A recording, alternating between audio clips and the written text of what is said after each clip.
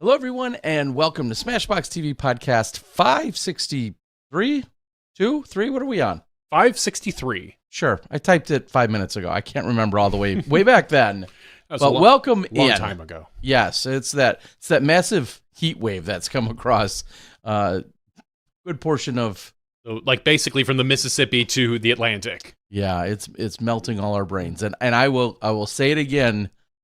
I cannot stress how fortunate we were at the Silver Creek course on Sunday and I'll say Saturday. It was hot, but not that bad. No, there were times where you got a cool breeze to the point where of almost being chilled. Wow. But people's faces were melting off 30 minutes away over at the Rollin' Ridge course. Yeah, there was literally, if you looked at the weather map, there was like a little bubble around Manitowoc. And why? I don't know. Because it's not like Manitowoc is the only city that's right on the lake. Because down here in Milwaukee on Sunday, it was not pleasant. Yeah, so, and I get it. There's plenty of other people that are saying, yeah, it's heat, get over it. I understand all of that as well. Honestly, I didn't think it was that bad personally, but... But there was at one point Saturday night, after we had the event all day Saturday, I had to walk up to where we'll just say where hole 18, kind of the landing zone is. That was some overflow parking. And I took one step from one spot to another, and it was like I ran into a wall of humidity. It took my breath away. And it was literally a step difference. And then when I walked back 5 minutes later, same thing. I felt it going the other way. It was really bizarre. Of course, we were right near the lake. I get there was some of that, but just in general, like the band, where it was going and how it was coming across. And then on Sunday, I was prepared for it to be, hot and nasty and sweaty and consume us there. I'm walking the whole course. It was hot, but at points you still got like a chill where you could have been wearing a long sleeve shirt and been okay. And and not far away, literally minutes away, you could have been choking with the humidity. So anyway, it's going to be the same in Iowa this weekend, I've been told, if we're not completely rained out. So that should be fun. The Pro Tour this year feels a little cursed in weather. It's like we can't buy one solid weekend of just decent temperatures, good weather event where it's like, okay, mid 70s, maybe low 80s, and clear Friday through Sunday. It's like there's always a threat of thunderstorms, a threat of rain, a threat of heat. It's just the Pro Tour this year seems to be following the weather patterns or bringing them with them, one or the other, whatever depending on how you want to look at it. Yes, so we'll see, but I know there is some heat. Bradley Williams made a post just this morning saying that he went out and practiced, and the temps were moderate to warm, but then it was also the humidity that was there, and he's like, I feel exhausted. Yeah. He's like, I played around, and I feel exhausted. And there is something to be said about players that aren't from the Midwest hitting this kind of humidity. Like Bradley Williams is used to heat from Texas, but as they all say, it's a dry heat. Anthony Brella, dry heat. Gannon Burr, I'm sure he'll say it's hot. Adam Hammis will probably be like, yeah, this is hot. This kind of sucks, but I get it. I'm maybe not used to it, but I'm familiar with it. So, and that is going to play into everything from dry hands to just, as you say, stamina and everything. It's going to be an interesting scenario for these men. Well, of course, women. We are going to quickly talk about what we saw for the United States Women's Disc Golf Championship, presented by Discraft and Seehafer News, seehafernews.com, which I don't feel like got enough recognition, and even I'll put myself on that as partially to blame. But those were your two presenting sponsors. And then I'm going to tease it out already that after her victory and her win, spoiler alert, Eveina Salonen won. But after that, I managed to get her to sign a disc, and this will be part of the Patreon giveaway tonight. Wow, that's Patreon. First of all, it's an awesome disc. It's got your logo on it. Oh yeah, but I mean, just how clean it is, and it has the Eveina stamp, the Eveina signature. She writes one time on there. I think it's harder and harder for people to realize and recognize or remember she's now a 4-time major champion, major winner. Where does that put her on the list? I think I didn't watch the broadcast. I believe I thought I heard them say it ties her with Burl. Okay, sounds right. Carrie Burlager. Carrie Burlager. Yes. Okay. And if you listen to other podcasts, you might notice that some people don't know how to pronounce certain old players' names, throwing Out to World under the bus a little bit. It's Burlager, kind of like Burr as in you're cold and lager as a beer. Burlager. Carrie Burlager. And she had 4 majors. I think next might be is it Des at 7? I'm sure there was a graphic made and displayed this weekend, but with me being on the ground, I didn't. Yeah, I was running around. Look at them. I thought I heard something. I believe it might be Des at 7.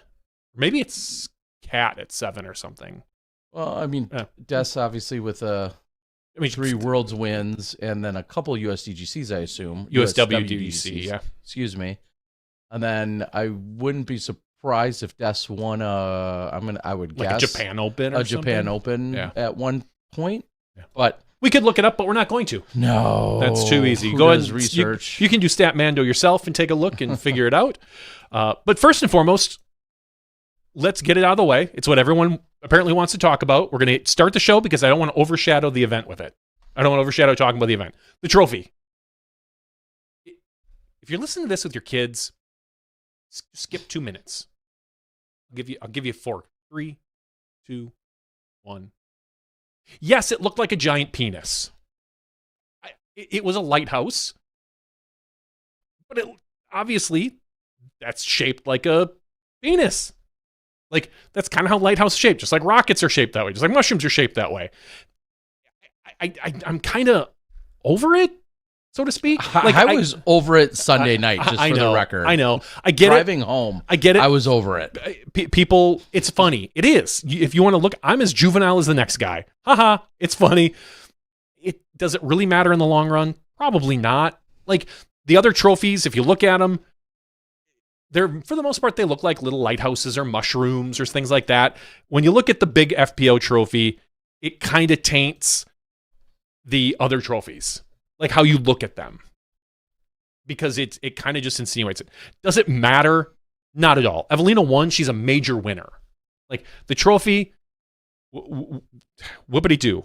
And what many people don't know, and I don't think you said you found out till earlier today or early yesterday, the trophy was made by Tina Oakley.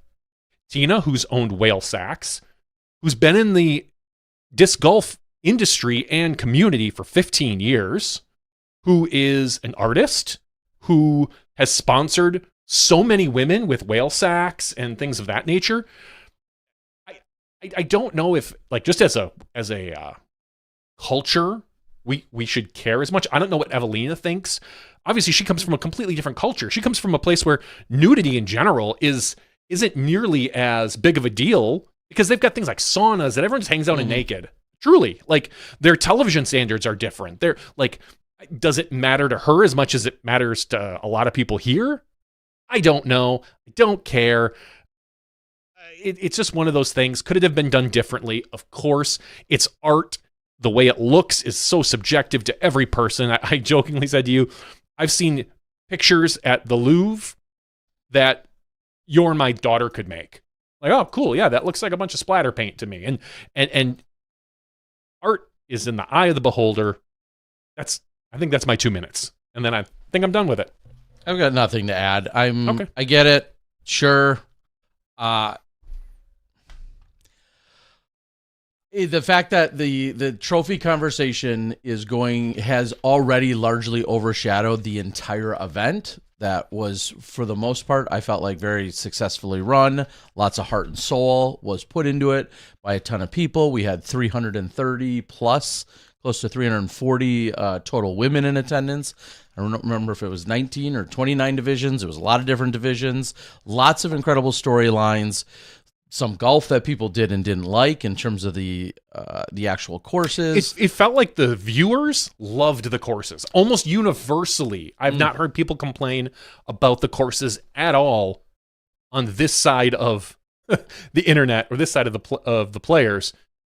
The players, mixed bag. Yeah, and there's clearly the conversations about the extracurriculars that weren't happening, or that Positives, of course, I think of the very first opening dinner that was provided free at the Lighthouse, and a lot of good things. I mean, it was awesome.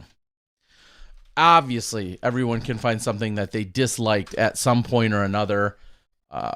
It's so funny that we make such a major ordeal. I feel like there's so many people in this present day that constantly are barking about trophies, participation trophies, who needs a trophy, everybody gets a trophy, F this generation, like all the conversations that happen about trophies.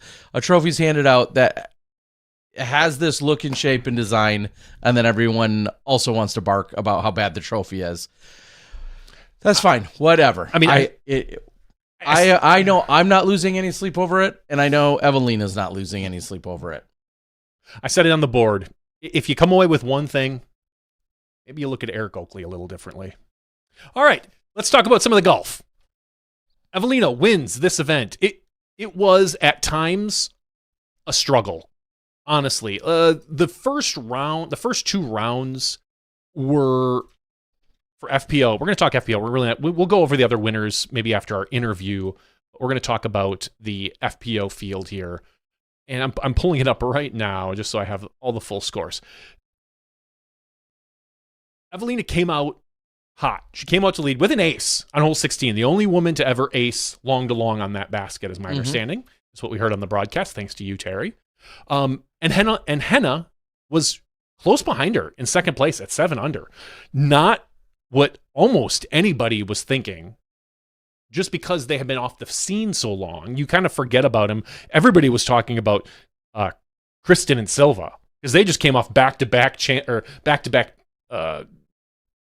competitions against each other, and Silva coming out on top. But when you think about it, I think you and I even maybe mentioned it last week. I know I mentioned Haley last week, but two of the best throwers of the disc off the tee. Hands down, period, those two. Mm-hmm. We can argue and talk all you want about their performance on the green, but from the tee, they've been known, statistically, they have the best tee to green in the sport probably right now. Mm-hmm. And so for them to get through Roland Ridge was not a shock, because the key to Roland Ridge, you can kind of attack it two ways. You can attack it the way Eveina attacked it. Close your eyes, throw hard, aim for your spot. If you hit it, you're getting down the fairway. And then where you end up might be a little heads or tails, depending on if you need to straddle out. But for the most part, I didn't see many good shots at Roland Ridge get punished. Like, I never once saw a shot that was like, that's really good. And you're like, oh, well, that's... No, usually, if you're off a little bit at that course, you're struggling for par. And Henna got through as well. You can also attack the course by playing soft, slower discs, try to hit your lines, be a little bit more distinct, and you're not going to score as well. But you might not score as poorly in some spots as well. Like, that's just the nature of a tight-wooded course like Iron Hills or this, or not even, I was going to say W.R. Jackson, but not really. That one's got, the fairways are bigger there than what we see at Roland Ridge. So Ev, and Henna came out hot with an 8 and a 7, followed by Ons Scoggins and Haley King at 5s. Luque was at a 5. Sophia was at a 5. We roll into round 2, and none of those are really that surprising. Maybe Sophia, if you want to she's more of a power thrower. You don't really think of her as accuracy, even though I'm sure up in Canada she plays enough probably wooded golf to, that it wouldn't shock anybody. Henna comes back and shoots a 5 under. Haley with a 6. Eveina falls off the pace with a 2. Emily Weatherman jumps up with an 8. And honestly, the way Emily was playing, she could have come off that course with a 12 or a 13.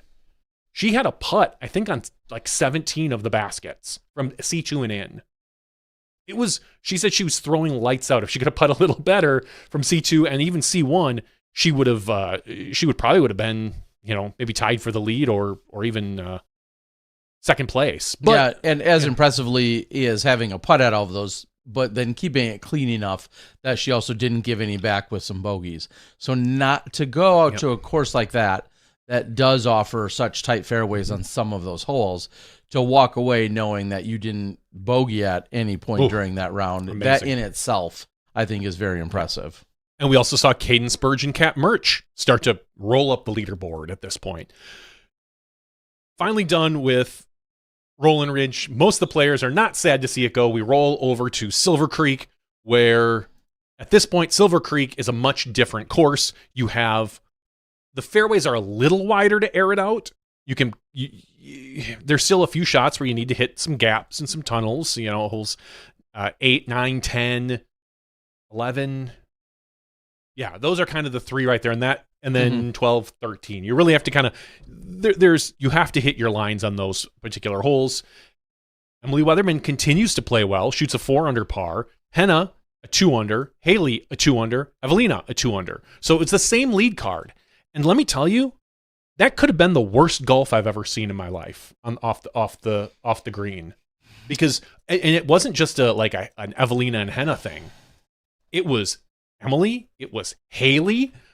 I don't know if I've seen that many missed putts in my life. It was contagious amongst them. They couldn't get it done. From anywhere from 10 to 30 feet, nobody was putting putts in. A rough round. And to see that they still didn't lose off of lead card was amazing. For better or for worse. And it didn't feel like anybody shot really well that round. We saw Holland Hanley start to come up. She shot a 5 with an eagle on hole 10. Kristen, she was extremely happy to be off the Roland Ridge courses. If you listen to her interviews, she shoots a 7. That was the hottest score of the round. And she gets herself into contention where people are starting to think, well, maybe she can make a comeback. I kind of wrote her off after round 2. I just didn't think there was enough danger at Roland Ridge. I'm sorry, at Silver Creek for the other players to shoot poorly for her to come back. I figured she'd have to shoot the 2 hottest rounds, and everyone above her would have to shoot twos, mediocre, yeah. twos again.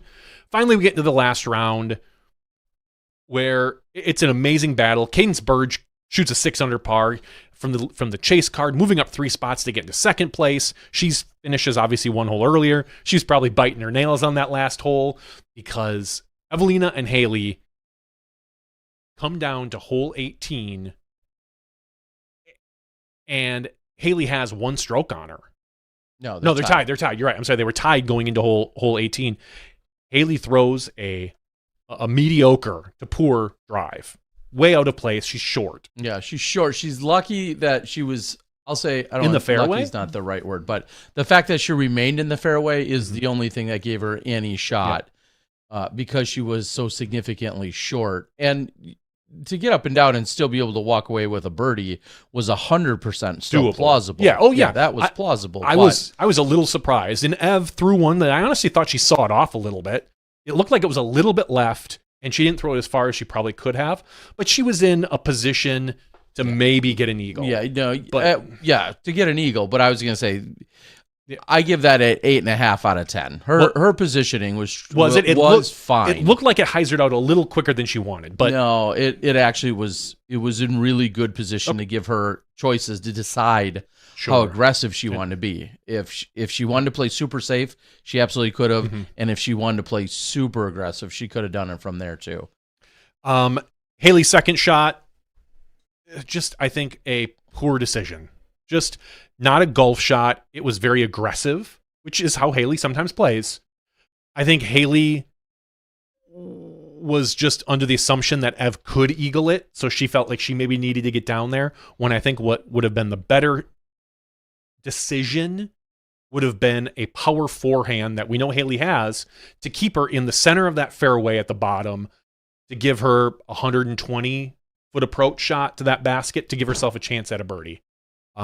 Yeah, I guess the question is, obviously a forehand keeps you away from the left side OB. Yep. And I wouldn't be opposed to that. And the wind was helping, I think, push that way. You have to wonder if just in general she just grabbed the wrong disc. Was it the wrong disc that she tried to execute with, or was it the right disc and she just didn't throw it correctly? I mean, obviously the result was OB. Yep. So I understand that's what really matters here. But that's what was going through my head is, did you not turn it enough, or did you grab the wrong disc for the play at hand in the first place? I mean, it does And matter. we but I can don't second guess that a forehand would have been the smarter decision, possibly all around the anyway. I was on the chat with a buddy of ours, and I was screaming, and I'm like, throw it in the middle, because you just can't count on Eveina eagling that. There was one or two eagles all weekend for in the FPL. I think there was two or three, maybe two or three. And you can't play for someone getting an eagle. And so I think the smartest move for her would have just been to play the birdie opportunity rather than try to get super aggressive, regardless of what she did. Even an aggressive forehand, I think, would have been a bad decision. Just throw something really overstable, hang it out to the left, let it crash down in the middle of that field, and play from there. Just because you don't know what's going to happen. Maybe then you put the pressure on Eveina. She yanks one to the right. She hits one of those trees and kicks off to Obi.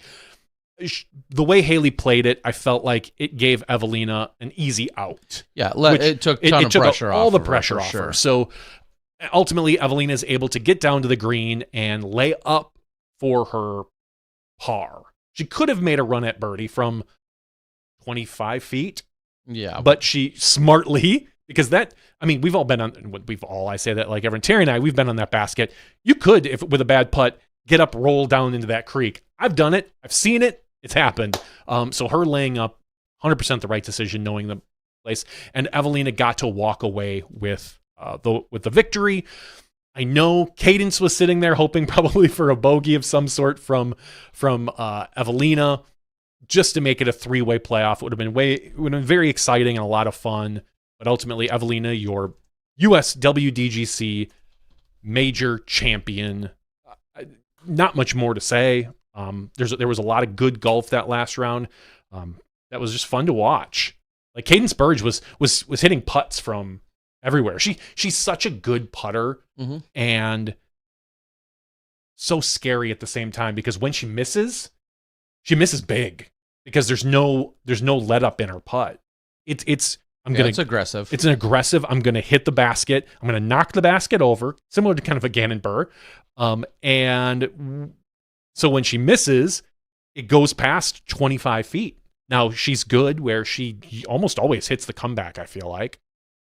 But, it's kind of a rough thing. Haley tied for second with Cadence. Haley said in her interview with you that, if she could have putt at any point during the weekend, this would have been, and you could say that again about the whole lead card that third round. If any of them would have put together a putting, any sort of putting, any sort of solid putting round, I'll just say it that way. Any of them would have walked away with it. Unfortunately, Henna just kind of fell apart that final round, couldn't get anything going. She lost her putt. Even her drives didn't look that great at some point, and she fell way down the leaderboard. Fourth place, Holland Hanley kind of crawled up. She got to fourth place, keeping her top 5 consecutive events alive. She shot 14. Valerie Mondahano, very solid. She's been playing well the last couple of weeks. Shoots a 13 under for 5th place. 6th place, Kristen Lott, a 3 under par. She bogeyed the very first hole, then she double bogeyed hole 5. There was no coming back for her. She would have had to, she lost by 5. She shot she came in, I think. She would have had to shoot hotter than she did the previous day. Just to have a chance, and that's assuming Eveina doesn't lay up that last spot. So Kristen tied for 6th with Emily Weatherman, who fell from the lead card down to 6th place. She shot a 1 over par. Again, Emily just had some rough holes that, she had the, as I like to call it, the one of us shots, where she drilled on the lighthouse hole, the tree that was 6 feet in front of her, and just solid when she just needed to kind of bring it inside. Yeah, I should go back and actually watch that shot, because with where I was standing, I saw where all 3 of their discs landed. 3 of the competitors landed there. Eveina was out in the middle of the fairway, but the other 3 competitors landed on that road, so to speak. Yep. And I saw and heard her hit it, but I had no idea what the line looked like. And it's the way that I heard Ian and Val in my ear say it, they made it sound like she shouldn't have hit whatever she hit. No, it was out of her way. So it was obviously to her left. She was trying to throw a turnover shot to make sure she didn't go left in OB, which she ended up doing after that anyway, to kind of keep one on an Anheuser angle towards that basket, towards that green. Yeah. And it looks like she just let go of it early, period. Like she shouldn't have hit it. I don't think personally, and granted, I'm not in her exact position, so I can't see all the angles and lines. I didn't think she should be going for that line at all. I felt like she could have probably taken a hyzer. From that position, I always think, like, are you going to get under the basket from where you're at? What are the odds of you getting under the basket from that position? I think it was very small. Okay. So just play to the big open spot. And I think the hyzer probably would have got her on the green, not near a putt, but then she could have laid up, dropped in for her 4, walked away with a par. Now, granted, again, I can't see all the angles. Maybe there was something obstructing her hyzer line that she didn't want, or maybe she just felt she needed to be super aggressive and get to the basket. I'm not in her head. I don't know. But ultimately, she takes the 6 on it. It just kind of capped off her round in general. 8th place, Silva Sarnen. She moves up 1 spot. Henna dropped, as we said, 8 spots down to 9th with a +4. Top 10, Hannah Wynn and Owen Scoggins. Owen shoots an even out there. Hannah Wynn moves up 6 spots with a -5, getting 3 of the last 3 in order to kind of just jump up that leaderboard and get herself into the top 10. Yeah, and speaking of that top 10, a name that we haven't really said much about this year because she hasn't garnered. I think we talked about her once earlier in the year. The recognition is Alexis Mondahano, who's had a relatively slow season. Hannah. I feel like we've talked about Hannah quite a bit throughout the year. She's obviously trending in the right direction and talking about resetting her own bar and her standards. We've seen Alexis at a number of events, and she's cashed. She's cashed more than she hasn't, so don't get me wrong. But this is the highest finish she's had, as she actually finished in what looks like 12th. But it's the highest finish she's had this year outside of an A tier that she played in Texas off the tour. Off the tour. So, congratulations. And some names obviously sliding down that we wouldn't necessarily expect. And that was exactly really the story with essentially Missy Gannon and with Paige Pierce. And we saw Holland Hanley get off to a slow start, but she kind of, rebounded. Righted the ship. Right the ship. Wrote the ship. I don't know. Rode. And she got things kind of going again and ultimately had that top 5 finish, but we just not to be the same of Missy Gannon or Paige. Well, to be fair, Missy did right the ship. I mean, she came out of the gates with a +8. And then second round, she went back to rolling range, shot under par, so she bested herself by 10 strokes. And then 1 down at silver, which I think is just maybe 2 or 3 strokes under what she was probably shooting for. And then a 2 down. So, I mean, she turned it around. She lost it in the first round. That was really ultimately what it came down to. Yeah, but there's no reason she can't shoot 5 under every round after that. I mean, she's more than capable of doing so. So did she improve? Did she climb back up and fight? Yes. But she's capable of 3, 5, or 6 or 7 unders I to agree. close out the rest of the tournament. And she just never really looked like she found her groove. No. And I don't know how much anyone else knows that. Missy's dog passed away last week. Yeah, that was talked about last. What was it? Okay, before. so there was. I didn't hear it last week, so Sure. I don't. Yeah, maybe there's a little residual there, but I'm not saying Missy gave up by any means, but after that +8, you can't win. Now you can try to get back into the top 10. Sure. It's hard to guess how hard she tried, but she shot she basically shot 970 golf after that. 973, 969, 973. So not horrible. Couple points under, 10, 15 points under her rating. That's a stroke or 2. So one of the names that we've been talking about a little bit more as she's been moving up in the field is Rebecca Don. Yeah. We heard her name mentioned quite a few times this weekend, off and on. And she was in 18th. Taylor Josick. God, I keep messing that up. Taylor Josick. She shot 2 under that final round. She took top 25. But as you said, a couple names that didn't make it. Lisa Fakis, Raven Klein, Rebecca Cox is a name that we've talked about all weekend, and she just did not perform this weekend. So there was that. Sayananda as well, Ellie Ezra, Paige Pierce. So there's some names that didn't make the cut. A little bit surprising. That were a little Needless to say surprising. that struggled at one point or another, or enough throughout the weekend that they were ultimately kept out of the cash. So, all right. Well, what we'll do is we are going to, when maybe a little later, we can circle back to a few of the other divisions. I'd love to talk about a few more of those storylines from the United States Women's Disc Golf Championship taking place right here in Wisconsin, which was really cool to see. But we've got some other big news and things going on in Wisconsin. And believe it or not, there's also even a tie to previous major.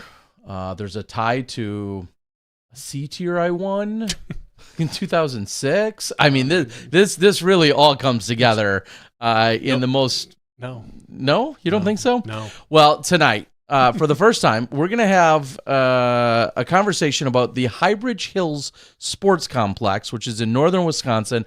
I know some stuff about it. I've been up there and had some time up there, but the guy who really knows that much more about it is the new owner or co-owner in Andrew Snippen, and he's joining us right now. How you doing today?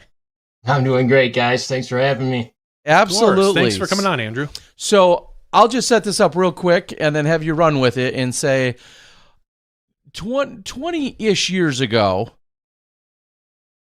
Chuck Kennedy was one of the first people to tell me, Chuck Kennedy, a world-renowned designer out of the Twin Cities, was talking about some property in northern Wisconsin. And by northern Wisconsin, I mean like a full 5.5 to 6 hours north of where Johnny and I are right now, and way up there. And there was talk of a couple 100 acres and the overall complex that could be built there in terms of putting up disc golf courses. A ball golf project that didn't come fully to fruition. We've seen that at a number of places. I think of the famed Milo MacIver, for instance. But that doesn't come to fruition, and then disc golf is fully embraced, and then there's a very fast track to getting 2 or 3 or 4 courses in, and the 2007 World Championships are held in Wisconsin, in northern Wisconsin, just a couple days after the AM Worlds completes here in Milwaukee. A bunch of us hop in a car, make the trek to go up north for Pro Worlds, which is where Nate Doss claimed his second world title, and also where Val Jenkins claimed her first world title, her first of 3 in a row. So that's Highbridge Hills Sports Complex, northern Wisconsin. It's seen a couple of owners and a little bit of transition throughout the last few years, but now we bring Andrew into the mix. Andrew, tell us where we're at, what's going on, how do you become a co-owner up there, and what's the outlook? All right. Well, that's a loaded question right there from the start to take up the rest of your time with that. But yeah, so basically a little history. I mean, you went back to the very start there with what you mentioned, and I guess there was a lot of things went on for several years and I mean, this property became such a magical place to so many people. No matter what was happening on the property, there's magic in the hills that exists there, and the courses were amazing. And regardless of how they might have been maintained at times or what condition things were in, people always kept coming back. Some stuck around quite a bit. And there was some things around 2016 that kind of was a rough patch with the disc golf and the future of the hill, with music festivals on the property and damage to the courses and stuff. And there was really a glim outlook that this property would even exist anymore in a few years. So the previous owner before me and my partner, Ian Corrado, was Mountain Man, Tom Wincy, if you heard of him. He jumped in 2009, and he saved the property. He absolutely saved the property from being shut down. And he had some help along the way from all these people that love it, from myself, from a lot of other partners. But I mean, it was almost a one-man powerhouse show that you could never imagine anyone else would take on or be able to accomplish. I mean, in the first year, resurrecting every single course, getting a tournament in place, it was unbelievable. So his whole plan from the start, as far as I've been communicated and know, was to resurrect the property, to show people that it passing on to the next owners and somebody that could take it to the next level. He wanted to get it to a place where no one would be afraid of doing that. And he kind of had a 5-year plan to get there. And we hit year 5. I mean, I was working alongside him through this whole thing since the day he bought it. Year 5 came. We were working on a lot of options, investor groups, other buyers, things like that. Nothing was coming to fruition. Things were looking a little glim and unsure at the time. He decided to stick around for another year, a 6th year, give it a shot, and have all the faith that the right things were going to happen. And then in last year at our music festival, the Highbridge Hills Disc Golf Jamboree that we run, that was the 5th year of running the event. And it was actually the first year that Tom stuck around for the entire weekend. But right before the event, he was kind of telling me that he was going to work toward maybe not maintaining certain courses, maybe slowing it down because he wasn't really sure what was going to happen. We might have to sell off part of the property. It's not what we want to do at all. So it kind of hit me hard right before the festival. And then I kind of went in thinking this is the last year we might be able to do this. And this has been a really big thing. These people love it. Everyone loves it. So let's just have the best dang festival that we can possibly have. And come the last day, after an amazing weekend, Tom hanging out the whole time, he comes up to me as we're cleaning up and he says, Snip, I'm not worried about the future of the property anymore. And I go, oh, did you find a buyer this weekend? He's like, yeah, you guys. I'm just like, oh, that's I think you're right, Tom. Thanks. I think you're right. And then, yeah. And then I walked away just with a whole different perspective in my mind and went and told Ian and our other partners in this project, Randy Shukar of Platypus Discs, my wife, Sarah, and nobody really squawked about it. Everyone's like, yeah, that's what we're going to do. And didn't know what it meant at the time, just like Tom didn't know what it meant when he purchased it. But you have faith and you go at it. And we have the passion and love for the hill. So it was all on. And that's where we are now. So it's been an amazing journey so far. And Tom's staying on board. He's right there with us for, we talked at least a few years. He wants to do it as long as he possibly can, as long as it's working out. And so we have a pretty solid team now. Instead of a one-man show, me and Ian, Tom, my wife, Randy, and so many other people. We've already had multiple work weekends up there where we have crews coming up just to help us. So it's a total team effort. There's no way that this can continue without a whole effort and all the love that people have for the hill. So it's in a good spot. And so I was going to say, just for everybody out there, Highbridge has 4 courses currently. No? 6 courses. 6 courses. Oh, geez. 6 courses. Well, it's been a while, all right? And this is one of those places that when people ask, I'm going to make a disc golf trip somewhere, where should I go?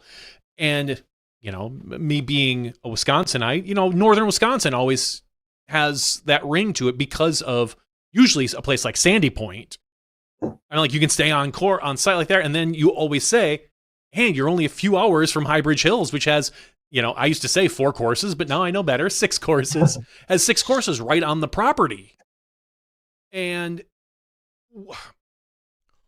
I guess my question to you is, Highbridge is kind of it's in northern Wisconsin. It's a pretty wooded area. It's not on the beaten path at all.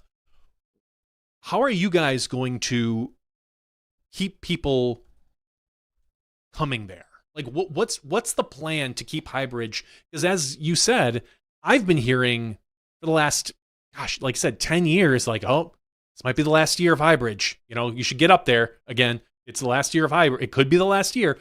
And we always say, yeah, it's tough because there's not a lot of lodging. There's not a lot. I mean, there's the jamboree, there's the event, but what else is going to bring people up there? All right. Well, I'll rephrase the question a little bit because you first said, how are you going to keep people coming up there? Well, the keeping them coming up is not a problem. Yeah, that's true. Once they're there one time, they're coming back. So the question is, how are we going to bring more people up there? And that's kind of one of our biggest focuses right now. And my background's in business and marketing. So one of the things that I do, I still live in Stevens Point, and so does Ian. And we split our time 50-50. So when I'm able to work from home, I can do a lot of those marketing aspects. We're trying to get out there. We're trying to get on podcasts. So get the word out there. The people talk about it is in the middle of nowhere. That's your biggest weakness. That's why a lot of people didn't want to jump on board on this project and take it over, and they just didn't see it. But we see that as actually our biggest strength. To be honest with you, the remoteness and the beauty of the property, the destination of getting there and just being out in wilderness and nature, the starriest night sky you've ever seen. And we're trying to make accommodate everything people need right on site. So we just opened up our pro shop. We just got our liquor license. We have a little mini camp store that we're working on bringing music on different weekends to draw an extra vibe. We have community bonfires and a lot of events. So it's just providing all these opportunities to maximize the Highbridge Hills experience overall, and really just get the word out there. We have a lot of people that come through. They're in the area, they heard about it, they come through on a work trip or a vacation or whatever. That one person's going to go home and tell his whole crew, and then they all come up in bigger groups. Our best sales and numbers are these big groups that keep coming back year after year after year and camp with us for multiple nights. So we're really focused on the campground aspect of it as well. So we have 2 cabins on the property right now, rustic cabins, electricity, and really nice setup.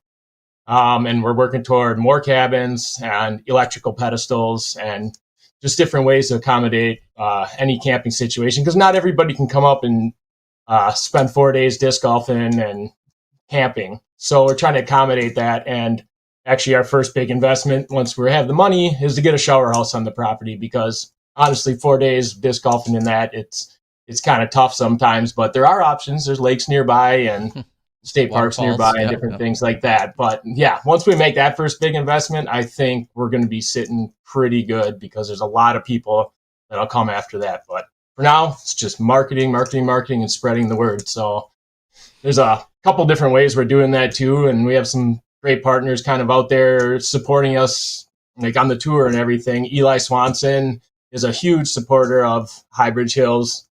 Pretty cool that Epic Ace 2 years ago at Justin Trails, sporting the Highbridge Hills logo on the back of his shirt, marketing like that.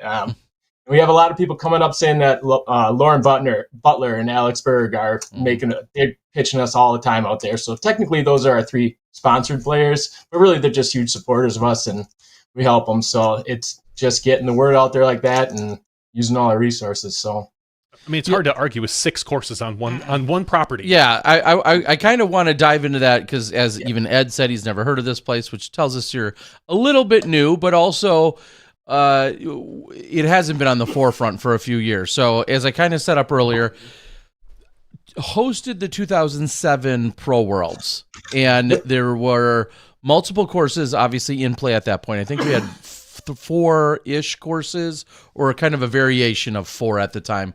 Played Blueberry. I know I played Granite Ridge. We played the Gold, and then there was like a mix of the Bear and the Woodland Greens and Bear, called Woodland Bear. Yep. Exactly. So those were all used. So just bust out your DVDs from 2007 if you want to watch some of that.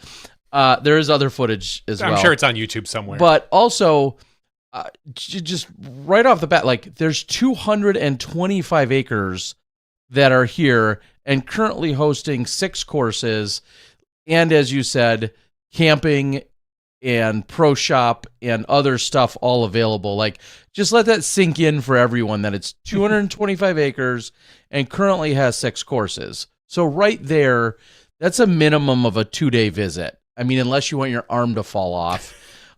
Because you're playing so much, but that's 2 days worth right off the bat, and maybe break down even one of the courses that's completely free, can be played anytime, all the way up to your championship caliber. Kind of explain briefly what we would see for the differences.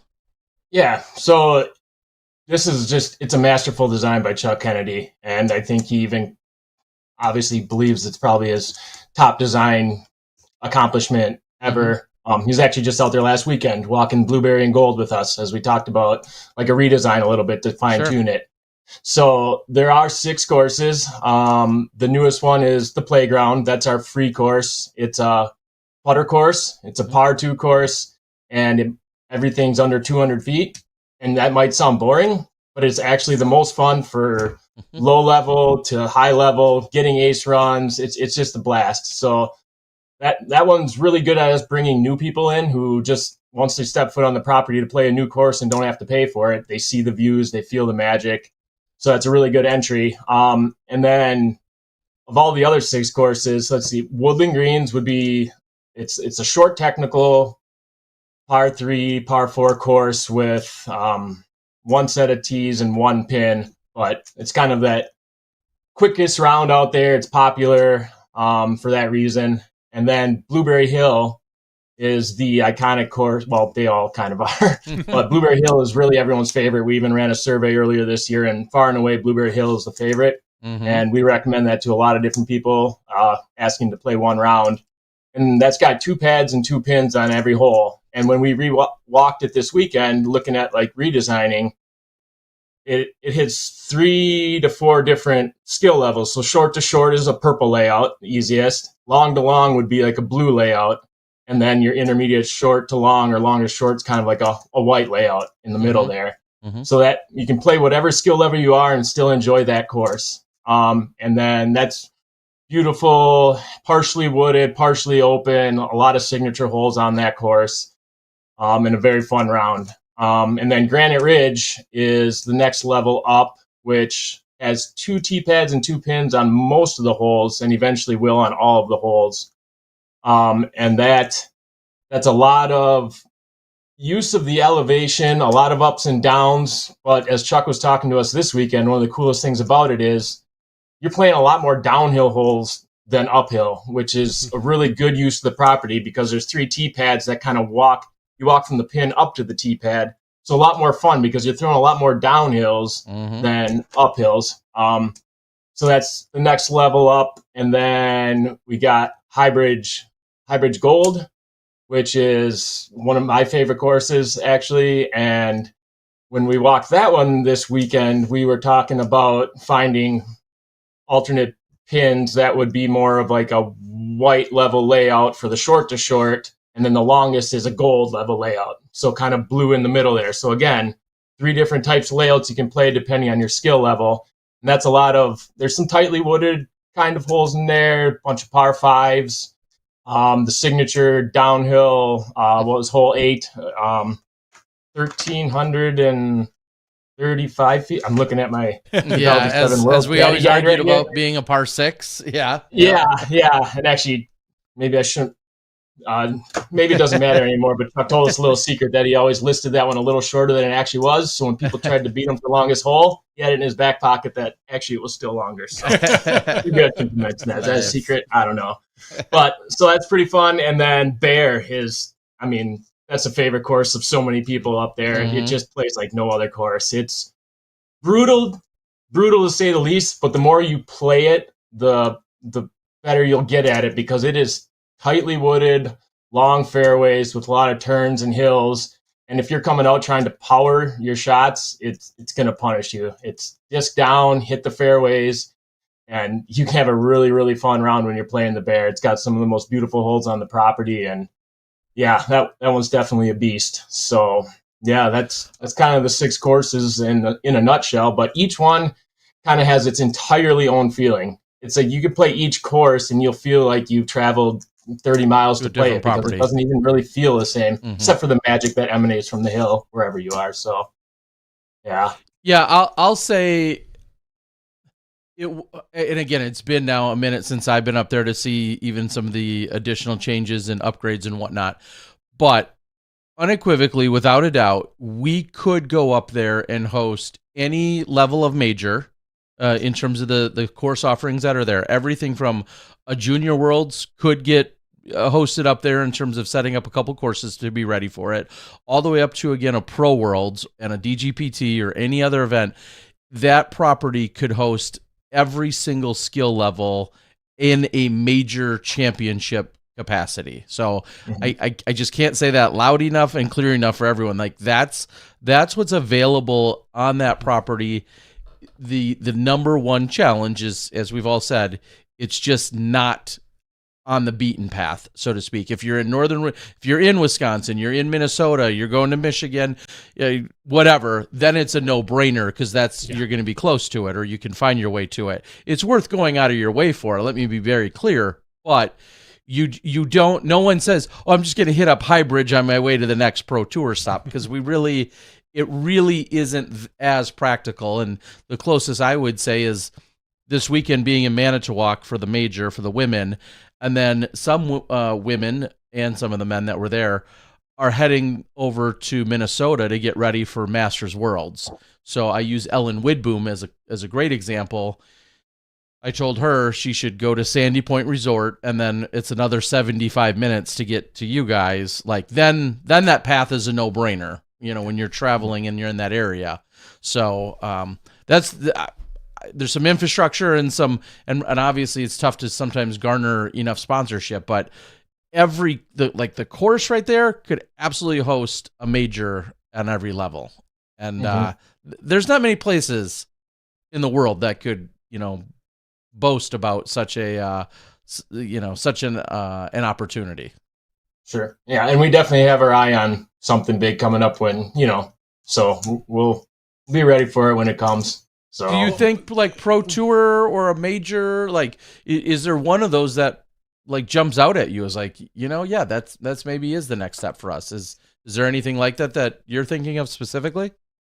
I mean, not in particular, I would say, but when you talk about like Junior Worlds or something like that, just I don't know, it just seems more fitting. There's a few things that we would need to get in place before having for sure a top level, and a few more maintenance things that we'd really want to get ready and get. Now the whole game and coverage has completely changed. So being able to have video footage and live streams and just really, and spectators, I guess too, just there's a few things that we'd really need to prepare for, in that sense, but it's always in the back of our minds. I wouldn't say that we're looking for next year, but we do want those conversations to be out there and heard because we are working toward those kind of things. So whatever we need to do to get there, that's what we're looking for. So I know this might be a hard question to answer. What is the cell signal like up there right now? Like, are you kind of off the grid, or do you have decent coverage based on a specific provider, or does it not matter? No, it's pretty good up there, actually. Most of the areas I have full reception, so it's really nice. I mean, we're up on a hill, and yep, so it's solid. Yeah, because I know that is obviously if for the Pro Tour itself, that's always one of the first questions they're going to ask in the big hurdle or a Pro Worlds is, okay, great, you've got these world-class courses, but if no one can see them around the world, you're going to be out of the question for those particular events. But there are events like Masters, even though we are getting live coverage this year, Juniors, some other events like that. Yeah, that aren't necessarily the Worlds that aren't necessarily live. That would definitely be a really good intro back to Highbridge for some people. Some of the things that you have that has been happening at the Hill, I'm sure you've had some part of, large or small, but seeing Wisconsin Tour stops. Our Wisconsin Tour has been going on for 30-some years, 20-some, 30-some years, whatever we're at now, in the 30s, I think, which is a collection of events at usually some of the best courses with well-established events happening.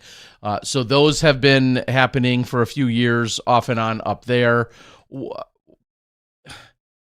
What is it going to take to get more golfers to come have that experience? I know groups are a big deal, but what else do you want to do to entice the golfers to get there? Well, we came out firing this year, me and Ian, with a tournament schedule. So we actually have three tournaments we're running in addition to the music festival, which is our biggest weekend. We'll hopefully get to that later. But we ran a doubles event earlier in June, 3-round, 2-day event, and then they're camping on the hill. But with so many events, our turnout was a little bit lower for that one than we had hoped, but that's because we're ambitious. But as you talked about, the tour stop coming up, Highbridge Hills Open is August 2nd through the 3rd. And we fully expect that one to do pretty well for us in bringing people back up.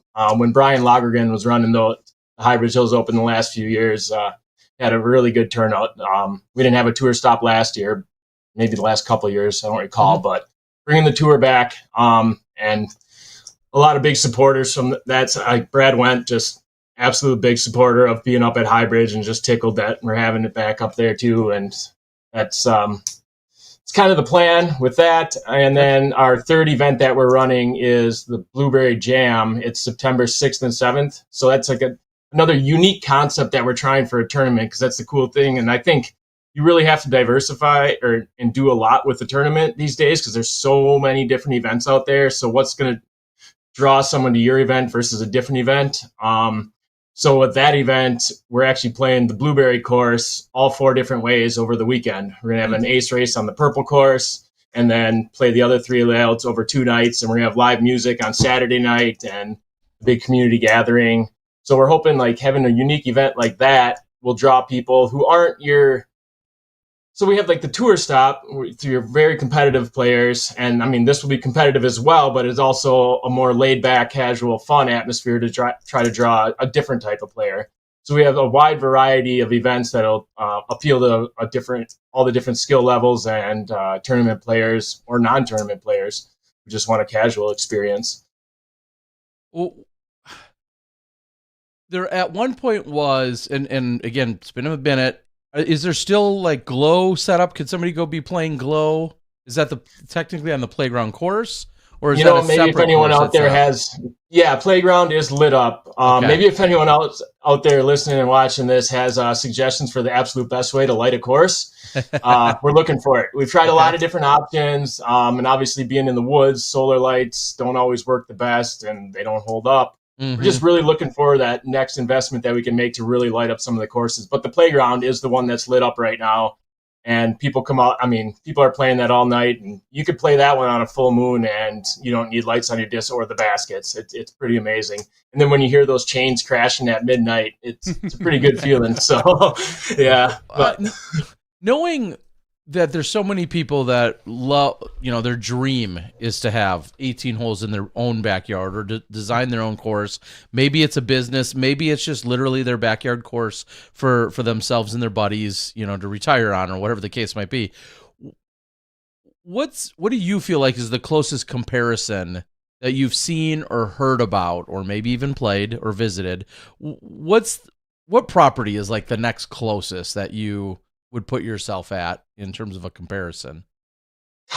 I know yours is so much more, you have 6 courses. I understand that, right. But is there another? What's that island in Finland with that's got like? Is that a thing?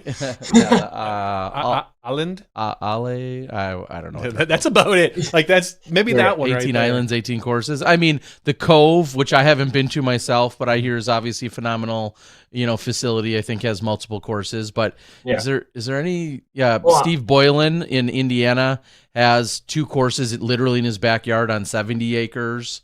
I think about some, that are going to be championship caliber. But is there any other comparisons people have made mention to you of? I mean, not really, and nothing really stands out. I mean, you got Justin Trails with the campground and multiple, couple options to play. Wilderness isn't that, still camp. It might be like a single campground, and a course or 2. Sandy Point, obviously, with the caliber of that course and that property and that aesthetic, it's definitely right up there for an experience. But I mean, nothing's going to have 6 courses like this, and nothing's going to be as secluded and amazing and private. It's just really hard to compare it to anything else, and that's where I think our major advantage is. And there's people on the board that are asking, if you had to pick a time of the year to go, would you go during the summer when maybe the trees are most full, or would you prefer maybe the fall trip when the trees are all turning? I would highly recommend both. You take 2 trips. You take one earlier in the year, and then you take that fall trip later in the year, because it transforms the property completely.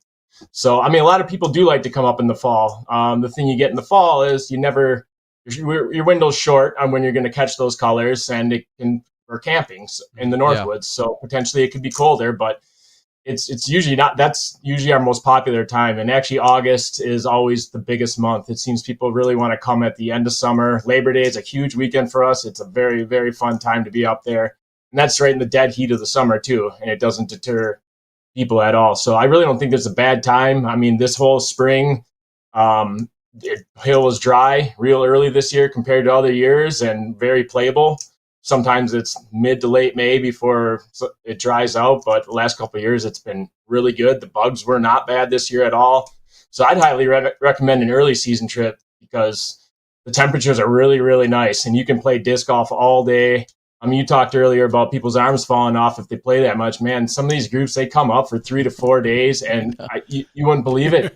They play 4 rounds a day, and then they go out glow discing on the bear. I'm like, the bear? In the middle of the night after 4 rounds? I don't know. Yeah. But, yeah, you can do a lot more in the spring with the heat. Like this last weekend was almost 100 degrees and really hot. People were taking their time as they were playing, but still having a blast. It did not deter their experience at all. So that's when you play the shaded course. You play the heavily wooded course and try to stay out of the sun. First of all, is the course playable year round? Are the courses playable year round? Winter? Can you get out there? I know obviously it's northern Wisconsin, so there could be anywhere from 6 to 12 feet. 12. I was gonna say 24 inches of snow, depending on when you hit it. Are the courses playable year round, or do you pull the courses? Oh, we don't pull anything, no. But are we out there maintaining, shoveling tee pads, doing any of that? No, we're not. But there are some very die-hard locals that will shovel the woodland green pads, several groups that play in snowshoes. So there is the possibility to come up there, but I mean, do it if you want to. I'd be glad to have you out there, and we'd love it. But well, that brings me to my next question. As far as Highbridge Hills goes, I mean, we've all talked about it being this phenomenal place with 6 disc golf courses. It's become a little bit more popular to involve other sports, things like mountain biking, cross country skiing. If you think about Stevens Point. There are other things that can bring people to your property. Do you have any plans for things like that for maybe for during the off season or anything along those lines? That's definitely been in the plans for a long time. For several years here, cross country skiing is the first to come to mind because it doesn't interfere with our disc golf whatsoever because we're not really doing much. But that would require someone up there, and we all live a ways away. So maintaining ski trails is a little difficult right now, or it would be for us. But we've entertained the idea of bringing in these cross-country ski groups. I mean, there's a lot of money in that. I mean, the way that we see some of these properties used and the courses that are put in and developed, I mean, some of these groups would probably be willing to come in and handle all that for us just to use the property. And it's definitely in the plans if it could work out. Mountain biking's been brought up, but you got to be careful that it's not interfering with the disc golf experience. That's always the number one thing here, that disc golf is going to be number one on the property. That was where it started going the wrong way when, don't get me wrong, music is always a part of this plan, but when it started to become so when you have groups like that coming on, not understanding it's a disc golf course and using it for whatever they want to use it for, music events or cross-country skiing or biking, you just have to make sure it's going to fit with the disc golf as number one, and it's not going to take over. So with the right conversations and the right investments, I think skiing and biking could be in the future, skiing most likely. And then other ways to make money and bring people in is events. I mean, we have the space for the events. Well, it doesn't have to, we've had a couple groups come up and do different things, rent the property. We had Northland College come up, and they've been coming up every year, October 23rd for their party. And that's one of the times that we're trying to keep them off the courses because they're there for music and a party, but we have that space set up. I understand how to corral that and keep it contained. So we're working on that event space, and honestly, we've never had it yet, at least since I've been on board, but weddings, I mean, the venue would be absolutely perfect for weddings. If any disc golfers out there want to come have a perfect wedding, I mean, hit us up. It'd be a beautiful, beautiful spot for it, but retreats, things like that. I could see someone should reach out to Eric McCabe about. I could see collegiates up there. Yeah, we've got a few colleges in the area. I think there could be some cool collegiate stuff up there that would work out. Yeah. Let's talk a little bit about the festival, the music. Mm. I don't really know anything about it. So fill me in on the festival, what type of music, the amenities, all that fun stuff. What happens during that weekend? All right. So, I mean, this is my forte. This is my baby in a way. So I'll take you right back to kind of the beginning again when Tom took over. The first conversation he had with me, he called me the day he took over and said, Snip, I want you on board to run events up there. He saw what I did with my previous private course, Chesterfields, and he really liked the experience I would help create. And we wanted to play on that music side of it. So he said, you come in, we don't need these other events coming in using our property. We need to have our own. And I'm like, all right, we'll get there. After actually the second year, I did not think it would happen that fast. The very next year, we ran the first annual disc golf jamboree in 2020, actually. So it was right after things opened back up in September. It was very small. We just wanted to try it out. And we had Armchair Boogie and the Pine Travelers, 2 bands, close friends of mine on a small stage, mostly my personal friends there. And we said, wow, we can actually do this. And the same framework that we're still using now was what we tried to do back then, but now at a much bigger scale. It got a lot bigger in 2021 when I brought Randy Shukar on board as a partner, and he's the man that can make anything happen. Any infrastructure problems we had before, the electricity put in, the stage built, all this stuff, he came on and really made it pop. So the way that we're at now, this is year 6, and the festival has grown tremendously in what we offer, but the whole point of it is to offer the perfect experience for anyone who's even remotely interested in disc golf, whether you're very casual, very competitive, whether you hardly know the sport and want to try it, you're going to have a great experience here. You can play casually all weekend based on your general admission pass. You play all day, and then the music's at night. So Thursday, Friday, Saturday, we have disc golf during the day and music at night, and then Sunday's disc golf round. We play all 5 of the major courses as a tournament. Each one's a separate buy-in, $20 a round, flex start anytime between 10 a.m. and 2 p.m. So play with whatever group you want, whatever time works for you. You play 1 course a day, and then you have to fit in Woodland Greens any of the days. You can play 1 tournament, you can play 0, you can play all 5. If you play all 5, you have a chance to win a free pass to the next year. We have sweet trophies made by Matt Simon of Treasures of the Forest. He's been a huge supporter and partner of ours. Just a really amazing partnership there. And actually, this year, really cool email that we got about 2 weeks ago caught the eye of Jay Redding, and Des and Jay are coming out to run their putting clinic, hang out, be a part of it. And it was a great conversation with him, talking about a lot of the same things I've dealt with. Marrying music and disc golf is a challenge because disc golfers have a wide range of musical taste. So how do you appeal to that? And that's what I've always tried to focus on from the very start with my lineups. The main thing is that theme nights, right? yeah. Well, kind of. Each band is actually hits a certain genre, but what they all have in common is good vibes, danceable, great musicians, and it's just very accessible music to all. And it was really cool. I read on maybe it was Reddit, some forums, lineup was posted last year or 2 years ago, and someone said, I haven't even heard of any of these bands. Someone else commented, I haven't known any of the bands on the lineup, but I've learned to trust Andrew and the lineups he's put together because I've loved every band on the lineup. And that's what I'm going for. I'm trying to introduce people to music that they're going to enjoy. And with all that disc golf all day, our music starts at 4:45 at night and goes till 2:30 in the morning. We have 3 stages set up, all in the same concert bowl area, and there's no gaps between the music. You go from the main stage to the side stage and back and forth. So you get 6 bands each night on 3 different stages, with the bonfire stage being from 12:30 to 2:30, tailored down a little bit quieter stage all around our big bonfire. It's one of our staples since the start. This bonfire that's right in the middle of the concert bowl, actually, which is actually our burn pile the rest of the year. So it's where we burn all our brush and everything. So it started as us burning the brush at the first one, and we said we got to keep this going. So it's just offering all those different things. we also have an ace race on the playground course. You can play it as many times as you want throughout the weekend, $10 a round, and top 3 scores or 5 scores, whatever it is that we do, get paid out. So yeah, you can play those 5 main rounds in the ace race. And then this year, we're doing even more.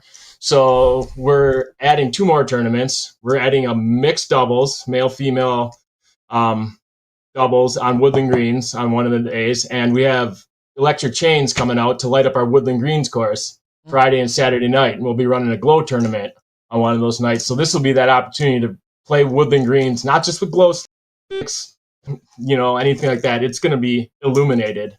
So, I mean, from morning to night, it's nonstop, whatever you want to do. And yeah, it's a pretty good setup, I think.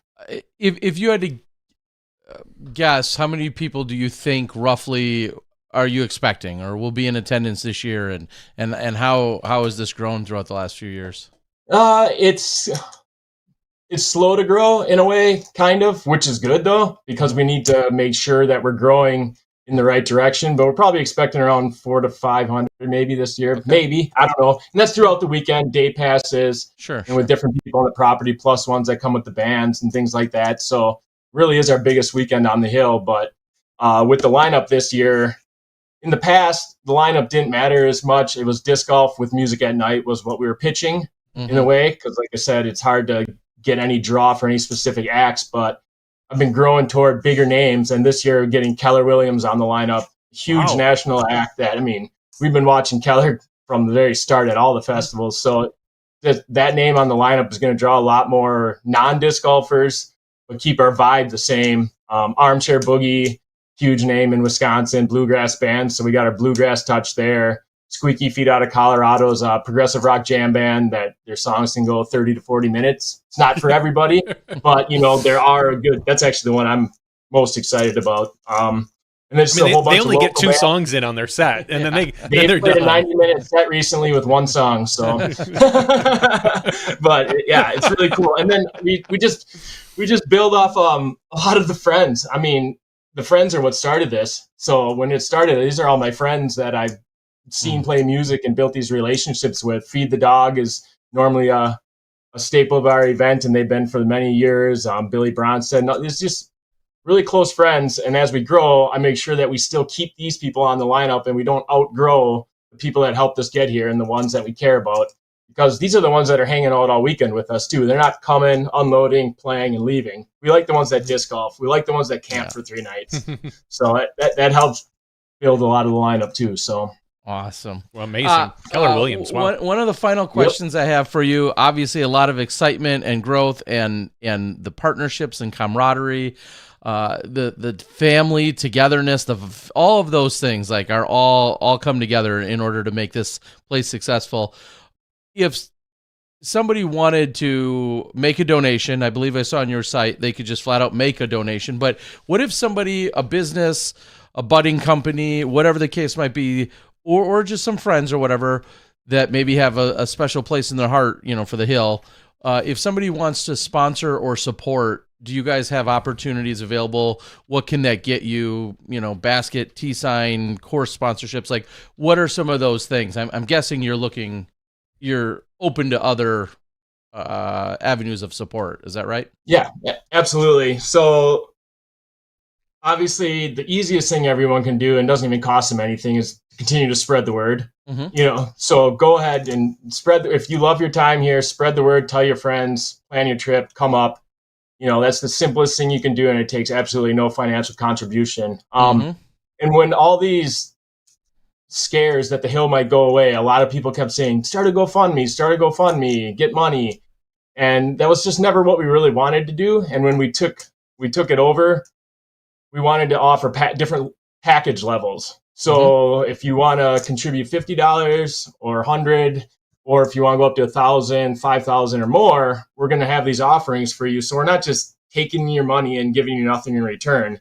So right now we have whole sponsorships that we're gathering on Woodland Green, Granite Ridge, and we'd also open up the Bear and Gold, whatever hole you'd want to sponsor. We do have those out there. $500 sponsor a hole, get on the tee signs. We'll promote you.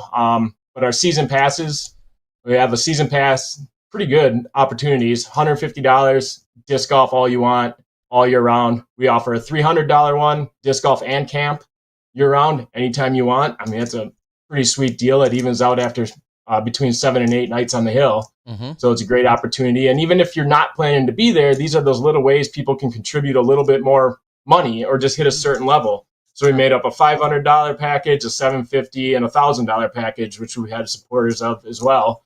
They get you discounts in the pro shop, some merch, and different sponsorship opportunities that way. But we also do offer like full course sponsorships. And there's even a level that we list on our website that's 10,000 plus, I think we say, or whatever. Let's talk. If you are seriously interested in this, we will find a way to make it worth your effort, and we will appreciate the heck out of it. And we'll make sure the money goes toward things that you care about in a way. I mean, that's really the only way this place is probably going to move forward at a quicker trajectory rather than relying on just regular disc golf camping. Those green fees and camp fees, well, they let us maintain it. But to really move forward, I mean, if anyone's interested in becoming partners, there's opportunities. We're not going to be selling off lots or anything. We've had a lot of those questions. It's better to keep the whole property intact, but you can have your little piece of the property with, that's yours to develop and be a part of. I mean, those are all out there, and then you can be a pretty sweet opportunity to be tied to the hill, and we'd gladly appreciate it. So. Yeah, I think of, as you were just talking about the stages, I would assume there might be a stage that could be branded or named potentially. Yep. Some of the other creative ways, maybe you're more into music than you are into the to the golf or whatever, but you just think you or your company or your small business would be interested in supporting and having naming the stage. Or one of the stages, or absolutely, that'd be a huge, great investment. Yeah, some of the other facilities and the restrooms and the pavilions and all that infrastructure that you guys are looking to develop and continue to grow out. Those are also great opportunities for someone to say, "Hey, I love the hill, I love the property, I love the idea, I love the people, whatever, any or all of those," and say, "Yeah, I've got 5 or 10 or 25 grand that we could put towards something." So we're sponsoring a cabin. Yeah, sponsor a cabin or from a memorial perspective, there's a lot of, whether they were older or younger and you've lost a friend or family member that you knew either loved the outdoors, loved, all the things that Highbridge has to offer, including disc golf, maybe, something set up there in terms of a memorial, recognition as well.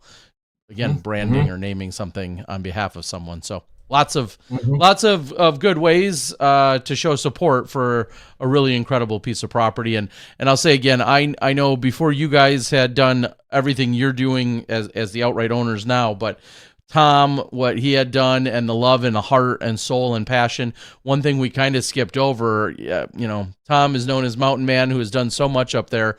When he jumped into it, and this is no disrespect to him, but when he jumped into the idea, he was not a spring chicken in doing when he had done so. And so to see that much heart and soul and effort and energy and livelihood of his poured into this property that then, eventually spilled all over everyone else and got you guys excited the way it did, says so much about him and then the hill in itself. So a lot of good history, vibes, memories, and encounters up there for thousands of people. So I love the idea of seeing it move forward, and I love the idea of also encouraging others. As Johnny said earlier, when people want to know where to golf, you go to northern Wisconsin, you go to Highbridge Hills, you go to Sandy Point Resort. Those are bucket list items and places that you have to get to, and it's awesome to hear things are moving in the right direction for you guys. Great. Yeah, thank you. I really appreciate this opportunity to get the word out there like that, as that's our biggest focus. So if you haven't heard of it, if you have heard of it, and you've been talking about a trip, now is the time to do it. And we'd love to have you up there, and we'll make it the best experience we possibly can for you. So awesome. Well, I've put the link for Highbridge Hills. The website itself is dischighbridgehills.com. There's a ton of information out there, a lot of what we talked about, but then even more details. So you can find it on the website. I've linked it in both the description already, and I put it once in the super chat or in the chat, so you guys can look. And then you guys are out on both Facebook and Instagram. But Yeah, we just got to say thank you, Andrew, so much for joining us tonight. It's been good to reconnect, to know a little bit more about what's going on, and as soon as Johnny and I have a weekend available, maybe we'll be able to get ourselves actually up there again. I mean, come on up. Our mutual friend Steve Held, he yells at me every year. He's like, "Dude, you have to come up and play." And I'm always like, "Yeah, you leave at like 6 or at like 11 o'clock at night to get there at 5 a.m. to sleep for 2 hours to play your rounds," because in the past he's always worked, and I'm like, I can't. It just never seems to work out for me. But he's like, "You got to get up there," and I'm like, I know. We will. You do. He's always the biggest fan, and yeah, it's one of the things that I need to check off my list yet. Please All right. do. Well, thank you so much for joining. We'll Yeah, continue thank you, to Andrew. spread the love, and we wish nothing but the best for you. Proud and honored to say such a facility and a complex is here in our home state of Wisconsin. It got a little light shined on it this past weekend being over in Manitowoc, but we've got lots of great golf in other places as well. More than 400 courses in the state, and if you want to get 6 of them in one at one address, 6 great ones. Yeah, in one address, there's not many other places you could do that. So check out Andrew and the rest of There. Good night. certainly a very, very special place, and I'm not saying that because I've won tournaments up there. Yeah. But really, I mean, It's so special for you. No, it truly is a bucket list place to get to. If you are a big fan of disc golf, and if you're a fan of traveling, like you can be a disc golfer and not want to leave your home city. That's fine. But if you are looking at a place like, oh, where can me and some friends go, or where can me and the family go for a and weekend? get the most bang for your buck. Yeah, like it's not. But every 2 to 3 days on Reddit, you see someone post like this big red line through the country saying, "Hey, what courses can I hit from here? Where do I stop from here?" And I keep thinking, like, just get to northern Wisconsin, and you can play as many courses that are phenomenal. So, and you know what? Even if you don't want to make the huge drive up there, you can fly into Superior, or I think maybe even Antarctica, Ashland, maybe, or maybe Menominee, Michigan. They might have. I think they've got a small airport up there. But yeah, and you can drive from there if you really wanted to. But ultimately, just a phenomenal place to get to, and it should be on your bucket list. All up in Highbridge, Wisconsin. I was just going to take a look at. I haven't done a lot of research in terms of disking. Blueberry Hill rated as a 4.6. Granite Ridge rated at 4.6. The Bear rated at 4.5. Highbridge Gold rated at 4.5. Woodland Greens rated at 4.5. The Playground 4.2. Woodland Bear at 4.6. So that's what you're seeing. And to think that, again, it's all on one piece of property is definitely pretty cool to see. So, all right. Real quick after that, now we're going to jump back just for a moment, wrap up the USWDGC coverage where we talk about a little bit more about a few of the other divisions, give them their flowers. Sure. Yeah, we'll recognize them. People say that. I try not to say that. Let's start with FP40, a phenomenal competition that at some point you'll be able to see on Terry Miller's channel. Yeah, you will. Jennifer Allen and Holly Finley battle it out to a playoff. I believe a 2-hole playoff, correct? It was. It was a 2-hole playoff. And Jennifer Allen coming out on top, besting kind of Wisconsin local. Holly Used to be. She used to live in Wisconsin. She's lived in a few different places, but at one point she was a Wisconsin native. So Holly Finley. So Jennifer Allen, congratulations. She gets another major championship in FP40. Third place, Stephanie Vincent. FP50, legend Juliana Corver wins by a single stroke over Kim Gianola. Congratulations, JK. FP55, Nova Polite. She wins over Barrett White. I would say that's almost an upset. Just based on, they're pretty close in rating, but Barrett just seems to dominate Wisconsin. Yeah. So I always feel like she should be a favorite. If she's here and playing, she's winning. She seems to be winning. To be the case for sure. Yes. So congratulations, Nova, on beating Barrett. That is something to write home about. Third place, Allie Lawler, but this is funny. FP55, PDGA number 227026. That's a very high PDGA number for an FP55, which is phenomenal considering nobody else in this field has a PDGA number of under 100,000. She turned down cash It went to 4th place, Angie Jones. So I don't know what Allie Lawler's plan is. She must be going to what I would say to Am Worlds. Am Worlds to win the FP55. That's playing in Am Worlds. It's just such a funny situation being that division. You don't see that very often. People turning down the cash to go play Am Worlds. That feels like a young person's game. But you know what? FP55. You know what, Allie? Go knock the socks off of him. I see Allie. Just a few clicks on the old Facebook shows me that Allie won FA50 at the U.S. Women's last year. So she's playing FP55 this year, declined it, and was your U.S. Women's champ in FA50 last year.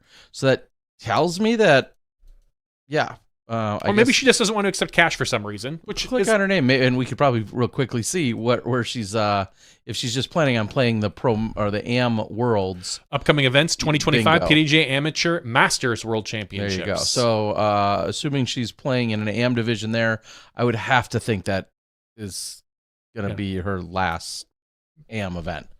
I would assume, but maybe not. What do I know? No. FP60. Chris O'Cleary wins this. PDG number 3024 over Sandy Gast, and 3rd place Kathy Catnip Hartman. FP65, Lori Cloyes Chupa wins this one. FA1, Brianna Vandergrint. Congratulations on your major winner for FA1. I was going to say, must have, I remember looking at scores prior to the final round and seeing that Virginia was out in front. Yep. And as I can see now, Brianna... Four came back from 4 strokes. She had a 3-stroke deficit, and she shot, or a 4-stroke deficit or something like that.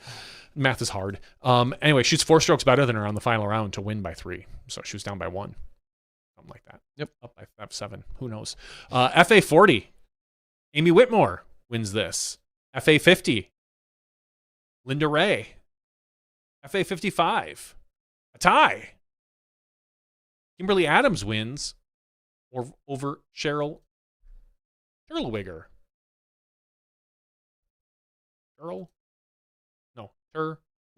Terwilliger. There we go. Wow, I threw an extra L in there in the middle. Sorry, Cheryl. Congratulations. FA60, Janet Cranshaw. FA70, another tie. Patty Adams wins over Patricia Neprud Mells. We'll go with that. So 2 Patties going at it. Way to go. Patty Adams wins that one in FA70. FA2, Kendall Sullivan wins. FA3, Jeanette Scribner by a single stroke. Congratulations. FA4, Megan Easton wins by a handful.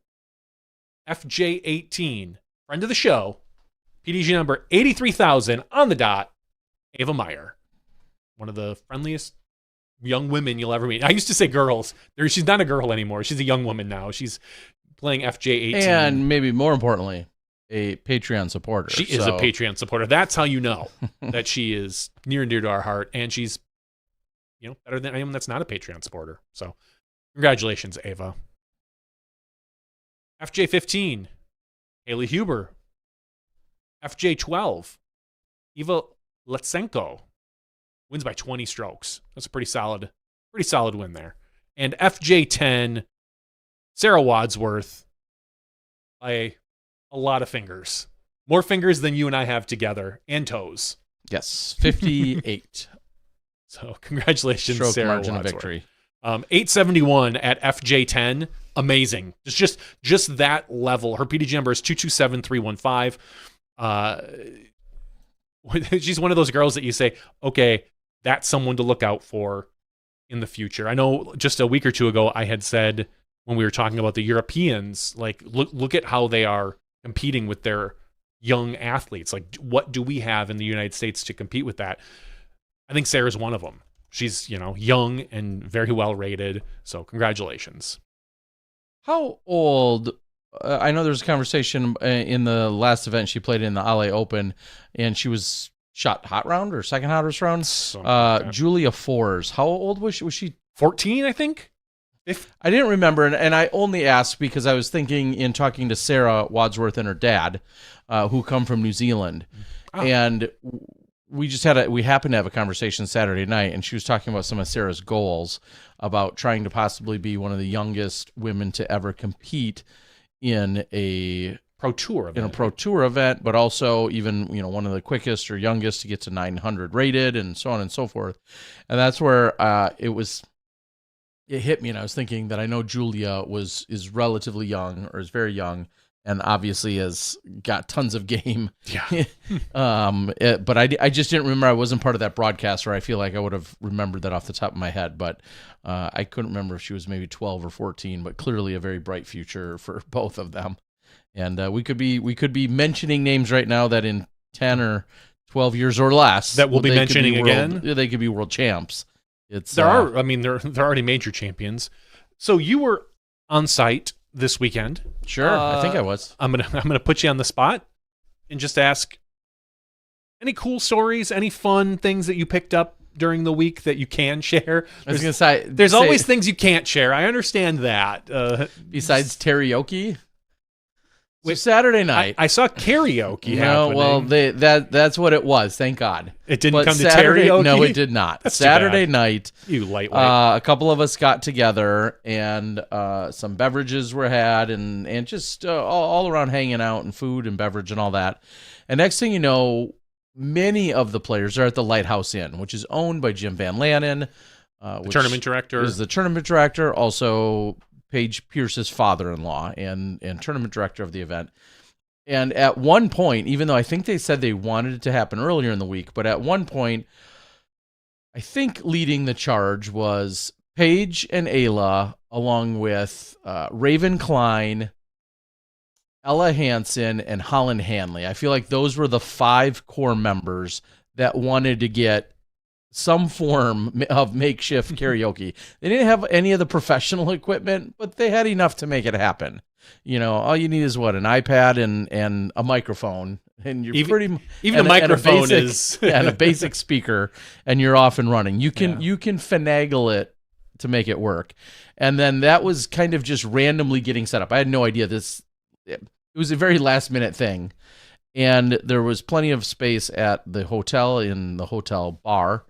And next thing you know, it was being set up. And as they were setting up and they saw me, they kept calling it karaoke, thinking I was going to get up there and sing at some point, of which I didn't. Why not, Terry? I joined on stage for a few moments very, very, very late in the night when almost no one was there. Oh, what's on? I did not at any point. Somebody was trying to put a microphone in my face. I was not trying to sing into the microphone. I was there as a supporting cast member for a few of the others, backup singer, dancers type. But I was in no way. I know my limits.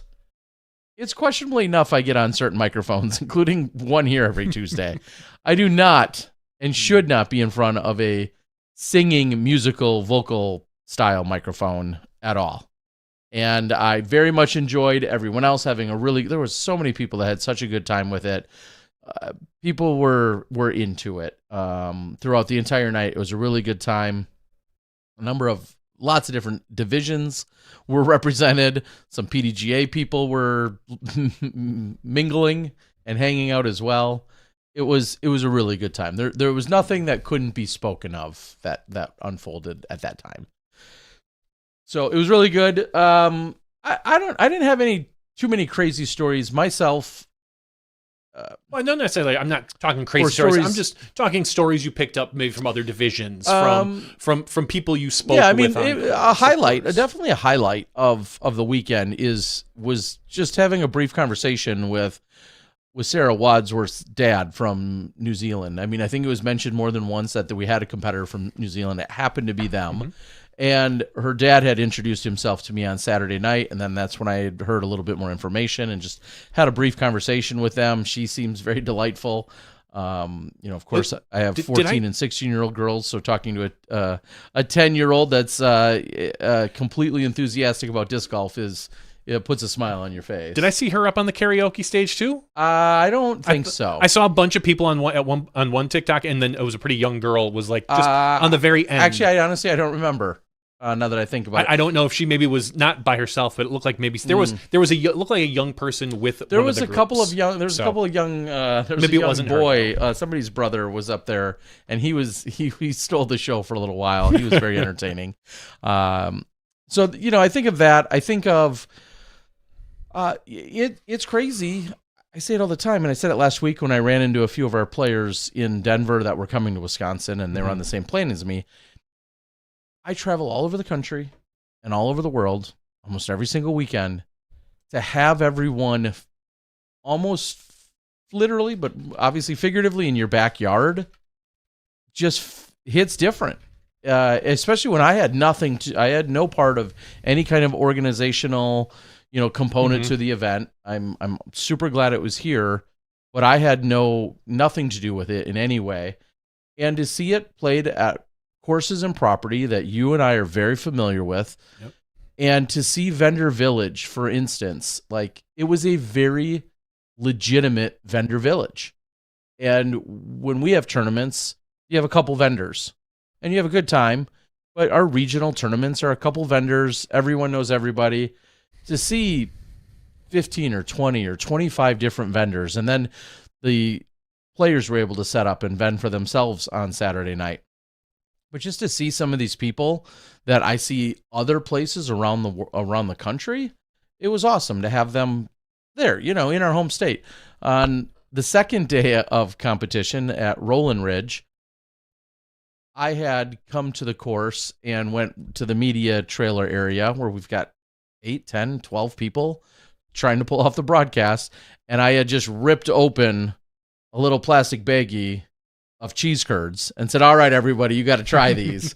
And everybody was digging in, and they were gone relatively quickly. Like squeaky cheese curds? Like regular, like squeaky, cold or room temp cheese curds, which not like deep fried, like you get at like Culver's. Correct. There's two different types of cheese curds, as people call them, but these are the squeaky cheese. No, I showed up with a bag of fresh cheese curds, and it was just awesome. That very much feels like, you're definitely in Wisconsin when you're getting a bunch of cheese curds. So that was really cool. It's my first time I've run tournaments in both the Manitowoc course at the Silver Creek course. I ran some amateur tournaments there 10 years ago. And similarly, I've run tournaments at Roland Ridge, and then I've played plenty of tournaments at both of those properties.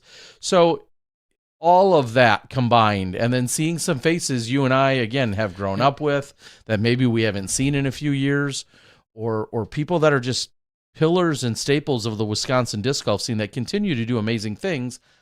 I just don't get to see them as often because now instead of being home or in the state 30 weekends a year, I'm out of state 30 weekends a year. So for me, it was a beautiful homecoming, and I was very proud of the fact that we have a major here in Wisconsin again, just as we did in Madison in 2022, just as we did 6 years earlier than that when we had AM Worlds in Madison, and 9 years before that we had AM and Pro Worlds in the Milwaukee and then Highbridge area. So yeah, it was great. I'm honored that I think it was this time last week. Yeah, I had just gotten back. I had filmed the doubles that took place. That's essentially edited. We just need commentary on it. I think Paige and I will have that conversation as to if she wants to do it or if I'll just do it. But I have doubles, and then as you alluded to, our good friend Dustin Skorpinski, who celebrated his birthday, had his birthday on Sunday, started out his birthday by driving 90 minutes up to Manitowoc, filming the FP40 final round, plus playoff, then handed me the camera and then went back to some other disc golfers in Milwaukee area to keep his birthday going.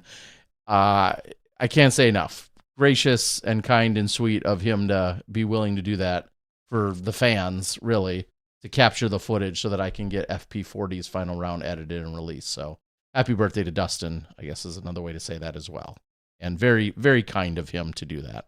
So I was fortunate that, as many people saw on the broadcast, but you and I didn't realize, I was able to get up on Thursday with my daughter Violet. It was a pretty good showing, and as she's always want to do, she gets really excited about getting up there, and about 20 minutes after we're there, she's asking when we can leave. But we stayed up there for about, I'd say, an hour and a half to 2 hours, walked around, saw a lot of friends, saw the cameramen. She was very excited. She got to meet the cameramen. AJ Risley was camera one, so we got to a good shout out to AJ. And we followed Ella and Owen for just a little bit. And then we were going to follow the chase card. When we walked up to the chase card, I could hear in the distance the thunder.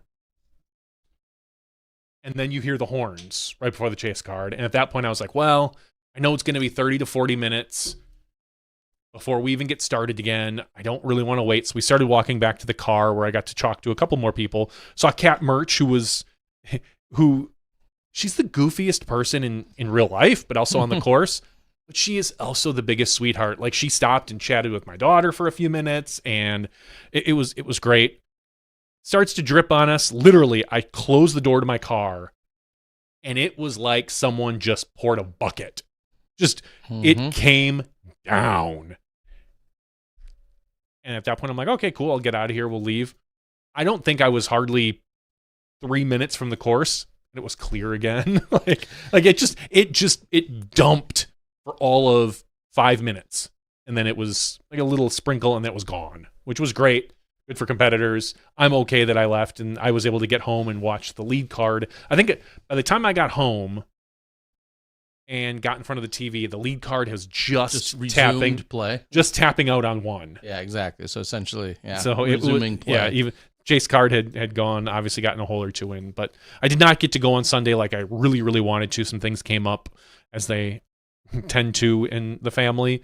My wife had to go do some things. We had some shower issues on Saturday, so now I've got a brand new degrouted, regrouted, and caulked shower from top to bottom. So yippee yay! I had a great weekend doing that. That sounds. It was so much fun, Terry. That sounds good. Well, I'm on it. We also had some other news and announcements that became official this weekend. Luque Lorenzen making a post saying that they are expecting her and Coach Shades, as he goes by on Instagram. But congratulations to them. But Lorenzen will be is expecting, and I guess in similar but different baby news. Some of you saw that Katrina Allen had withdrawn this weekend, and she made a post saying that at one point she got a call or a text from Austin saying that Eloise wasn't feeling well and wasn't throwing up, actually. Yeah, I don't know if she used the word violently or not, but was throwing up and didn't seem all like a normal sickness, so to speak. And so Katrina withdrew and went to tend to her child, understandably. But for anyone that was wondering or was unsure, that was the story that at least we saw Katrina post about in terms of her DNF for that reason. Also, real quick, Hannah Stevanovic, who has been on plenty of coverage as an Arizona, not just an Arizona native, but whenever I'm in Arizona, she almost always is on some kind of coverage when we're out there. So want to get a shout out. Happy birthday to her, along with Drew Griswold, a local. So me and Drew and Dustin and of us Milwaukee folks should all get together. We had the pleasure of seeing Gary to the O this weekend. Oh, did he came up from... was out on Sunday is when I saw him, and he was up there as well. Gary is a guy who's punched buttons, so to speak, to make the broadcast happen, and now has a full-time job and has had one for quite some time with the DGN. But it was a Milwaukee local. No, it lives just a little north of here. Yeah, but it was certainly good to see him. We see and hear each other almost exclusively digitally because we both work, and do stuff for the network. So it was good to actually see him in person, which feels like it was well overdue. And then obviously, as Johnny's referencing, or as pulled up and we can see. Sorry, we didn't see it yet, but Johnny can pull this up. Just last night, The Tonight Show had Jimmy Fallon along with this, I don't know, this ugly, Brad Pitt. Okay. This Brad Pitt fella. And they were out playing Frisbee golf, right? Yeah, it kind of reminds me a little bit of the old Seinfeld. Yeah, the Summer of George. Yes, is that what it was? Summer of that George. that was the episode title, was the Summer of George. That's when they said it's frisbee golf or frolf. Yeah, that's when the frolf name came up. So a little stereotypical. If you're not watching, you can go out and find it. But there is they're both in full tie-dye gear. yeah, They're head to toe, literally. Yeah, they're playing Object golf. Well, kinda. I mean, it's. I guess no. They're there's throwing into a basket. There's a so that's basket. good. They're doing like trick shots, is what they're doing. Yeah. And they into an actual basket though, but the discs are clearly lightweight. Yeah, mixed frisbee-like, little, just shy of ultimate, I would say. Yeah. And so they're doing little competitions, little challenges. I'm gonna just kind of buzz through here. But yeah, different things. So you can go and check that out. somebody at the Tonight Show thought it would be clever to have them play, or maybe one or both of them have been introduced to it in some capacity. There's a plug for F1 as well, which is a movie that Brad Pitt's in. It goes from Frisbee to F1. So that's Brad Pitt out doing the rounds. So have we made it? Disc golf made it. Are we a big deal now? Will my dad finally be proud? I guess is really what matters. No, here. no, Terry. You know better than that. I'm gonna earn it one of these days. Probably not, but that's okay. Shoot. Stupid disc golf get me nowhere. Lindsay Westbrook's on the board and saying Lindsay Fish is due in September also. Okay, I did not know that. Oh yeah, she made that announcement as well, like a day after Luque. Oh, well, just riding her coat. Make your own announcement. I don't think that's how that works, Terry. I don't think so, dude. No, seriously, Lindsay Fish, a Wisconsin disc golf native. Congrats to her as well. I didn't personally see that, so that's awesome to hear. Anyway, I think that's it for the regular show for stuff that we kind of need to sort of make sure we hit on. U.S. Women's just dominating the news cycle, as it should. Awesome to see and have a weekend completely dedicated to women's disc golf, and I love it.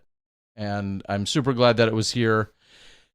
The tournament directors for next year, Rob Bolin and Noelle, I can't remember Noelle, I apologize, I just met her, but Noelle and Rob are your tournament directors for next year in Utah. They were Rob was telling me a few things about some of the course stuff.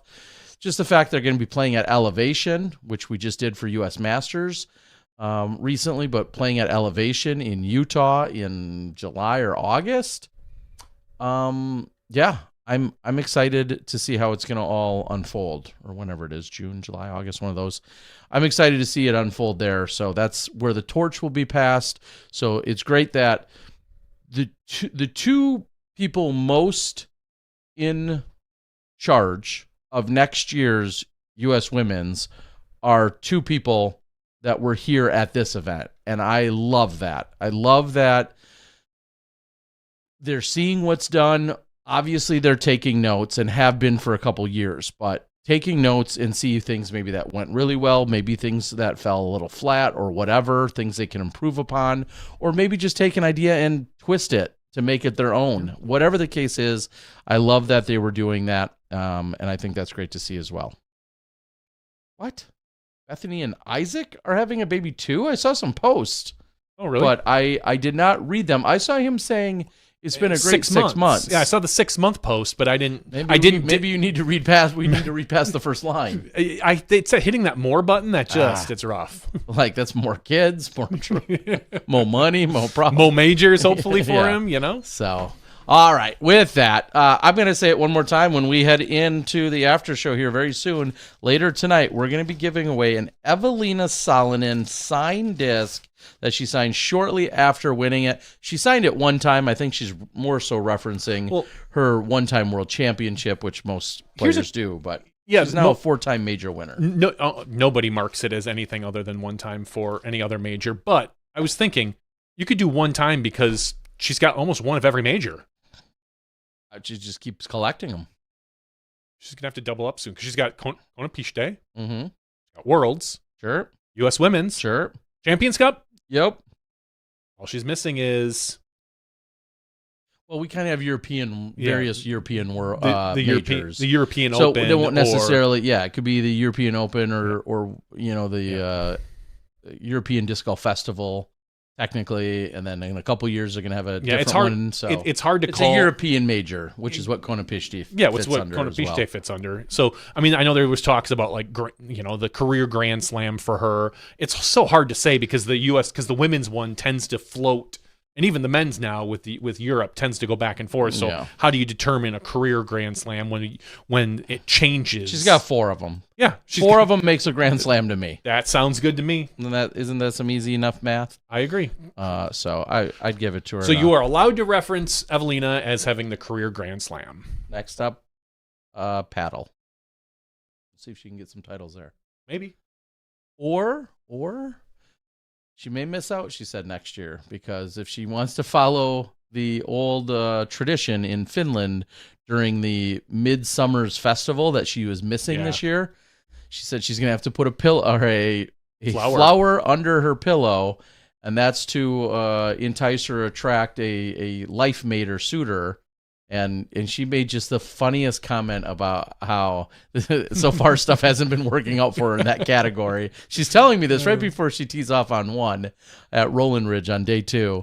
And then she said, maybe I have to skip if there's a pro tour next year on this date or an event. Maybe I'll have to skip it because she's got to get something to work in that category.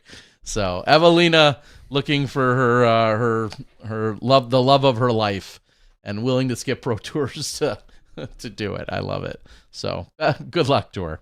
All right. With that being said, we'll close out the regular show. There's probably some odds and ends that we can touch on in the after show. We're happy to do so, including talking about the Creators Challenge that is less than 48 hours away from now. That we weren't invited to? We're going to see the first ever Disc Golf Pro Tour related Creators Challenge, and I have a little more info about it, believe it or not, and we can talk about that in the after show. So for Johnny V, myself, along with Andrew Snippen, otherwise known as Snip, we wish him the best of luck, and Ian and the rest of the crew, everyone involved up there at Highbridge Hills Sports Complex. Make sure you check it out, the hill, as they say.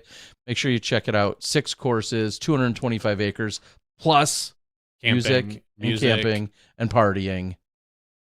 Sounds like a disc golfer's dream. And it's Wisconsin, so maybe drinking if you want. No, we don't do that here.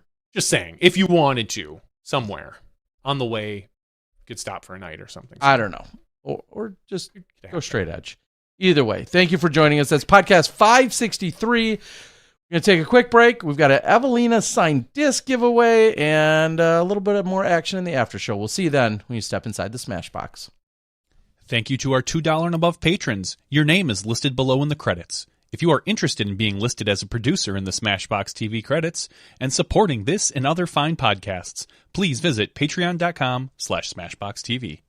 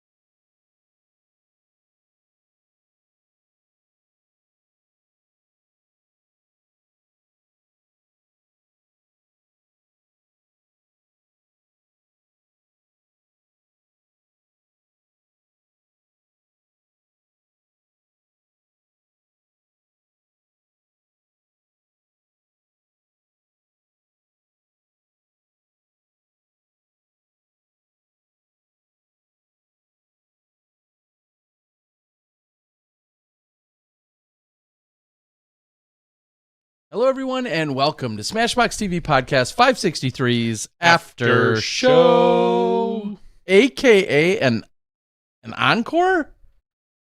Heartquaked is out there saying, is this an encore situation? Encore. I mean, I guess. Heartquake's a name I haven't seen on their board very much. So if you're new here, Yes, in some silly, twisted way, this is almost, our after show is almost like an encore, if that's at all what you were even referencing. But here in the after show, in case you're new here and you don't know what's going on, we close out the regular show, which I'm going to give you is a touch more structured and serious. Sure. But even that can be a stretch.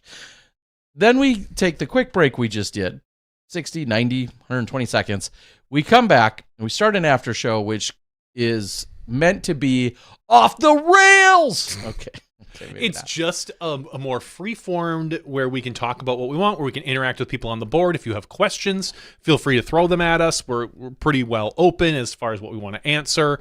We do our giveaways. We talk about, again, more things casual off the golf course if we feel like it. You know, Sure. You know, like how much I hate caulking. It's the worst thing. It's the worst part about the rehab. Degrouting sucks. Like having my little multi-tool and going. Thankfully, we have square tile, so it's just for 3 hours trying to get like a good amount of grout out, so you can grout over it. But it's the finishing work that I always hate. Like just a little bead of caulk and smooth it, and then you're like, oh, caulk to finish. Yeah, I just you know, I'm just not a fan of my caulk. So you have small caulk energy? No, the tube I've got a big tube of caulk, Terry. I don't need this to go any farther. Good. Or further, for that matter. But anyway. Yeah, okay. I'm excited. I am. It was asked earlier in the regular show, so I'll just follow up right there and say I am back on the course again. It felt like, for not being on the course, I think since last year's European Open, way back in June or so of last year, or July, or whatever that was, I have not been on the course as a DGN sideline reporter / interviewer since then. Excuse me. This year, there was a more concerted effort. Mo accepted my feedback in saying, hey, and people ask me all the time, I really enjoy being in the booth. Maybe not as many trips to Bend as I'm doing, but I do enjoy being in the booth with Nate and Valor or whomever, whatever the case might be. And I really enjoy being at events. I think the most well-rounded and insightful views you're going to ever get out of me are ones that get a little bit of both. Because when I'm on the course, when I'm at the event, when I'm doing extracurriculars like karaoke, that's when the business gets done, right? That's what I'm here for you. I stay up late and I go out so that I can bring you the insights that you need. I heard from multiple people that they thought you did, your interviews with players were the best that they had heard. Well, thank you. If someone thought that, there were a few. I audibly stumbled more than I would like to. I don't know if they were talking. I don't think they were talking the conference, the press conference. I think, which I really stumbled out. Yeah, I think they were talking more along the lines of the interviews after the round, and a lot of it is, you know, you being. And I said that a lot of that is it's not fair because Terry's so comfortable with the players. You know why? Because more than likely, Nate Perkins isn't probably doing karaoke late at night with them. He might be. He would. He would. But he's probably not in general. He's got a life, Terry, and I don't think you're going to see Grant out there doing that. You know, and on the Grant course, should be with that voice. Yeah, that's what I was going to say. On the course, you're no Grant. I am not. But overall, I thought you did. A very I appreciate good job. That. It was, and I will tell you if you don't. I'm not as good of a friend as we are. I'm not expecting you to sugarcoat. I'm not going to sugarcoat when you screw up. And nothing for nothing. I'll usually text you when you do it. Nothing for nothing. And I know this might sound silly to some. I know, like, I am very clear when I F up, whether I feel like I've had a bad night on this show, or whether it was stumbling really out of the blocks initially at the press conference, or if I gave a poor post-round interview, either live or recorded. Like, trust me, I know. Like, I don't. There's no like, oh, that went really well. Like, I can feel it. You're not delusional? Yeah, I'm not delusional in any way. And of course, there's some times where I wish I could take either certain questions back or certain whatever, and maybe not taking them back, but ask them better. Reframe them. There's no doubt about that. So when people are being critical, I'm all about, I'll take it. I have no problem with. But just so you know, you're usually not surprising me. I can tell when if it's bad, it's bad. It was a lot of fun. It is. I'll admit, here's a couple of challenges. I'll pull back the curtain and just say, it does feel, and she's earned this, but it does feel slightly painful to talk to Kristen. I was going to ask about that. When she's in 19th place after 2 days, she's in 19th place. She's considerably off the lead. She doesn't want to talk. Like, I don't care who you put there. It could be her husband, Silver. It doesn't matter. She doesn't want to talk to anybody, but she's a professional. She knows she is, and she knows that's part of the gig. And I don't personally necessarily want to talk to her, but that's where my producer is in the ear saying, yes, we need to talk to her. She's the number one rated woman in the world. She's, by many, expected to win or perform very well.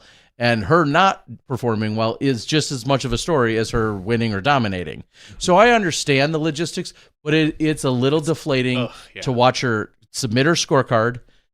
She's not happy with her play, her life, or her things going on at that moment. And then I have to say, hey, can we talk to you? And just the look in her face of like, are you... I think there's been times she's in so many European Open last year. I think she more or less said, "Are you effing kidding me?" And it's like, yeah, we do. I also hope she and others know, like, that's not my call. I would be like, go get out of here, go do your thing. Go get some ice cream. Yeah, yeah. No, so, I mean, people have to understand players as well as. I mean, she gave great interviews. Because you could see how, I don't want to say dejected, but how that second round interview truly felt like she just didn't want to be there anymore. Yeah. Like, and not just at that course, but it felt like she didn't want to be at the event. It didn't feel like she wanted to be in the United States. It felt like she wanted to crawl into a hole and just be like, leave me alone, everybody. You know, I want Silver, I want my daughter, and that's it, please. She made a post about going home. She's going to play the European Disc Golf Championship. I always want to call it festival, but that's different. The European Disc Golf Championship. And then she said she's going to kind of take a break, which I don't blame her. If things don't feel right, things don't feel right. But she's a professional. She can say no and just walk away. She won't, but she could. She could just be like, "Not today. I'm cool."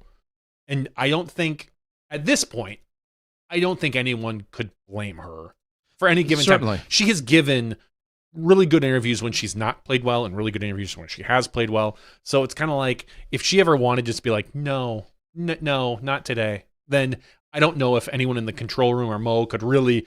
Yeah, we can't exactly pin her down. Yeah. It's like, give us something really smart and insightful. Chase her down like paparazzi. Just keep following her. So I will share that of her and of others.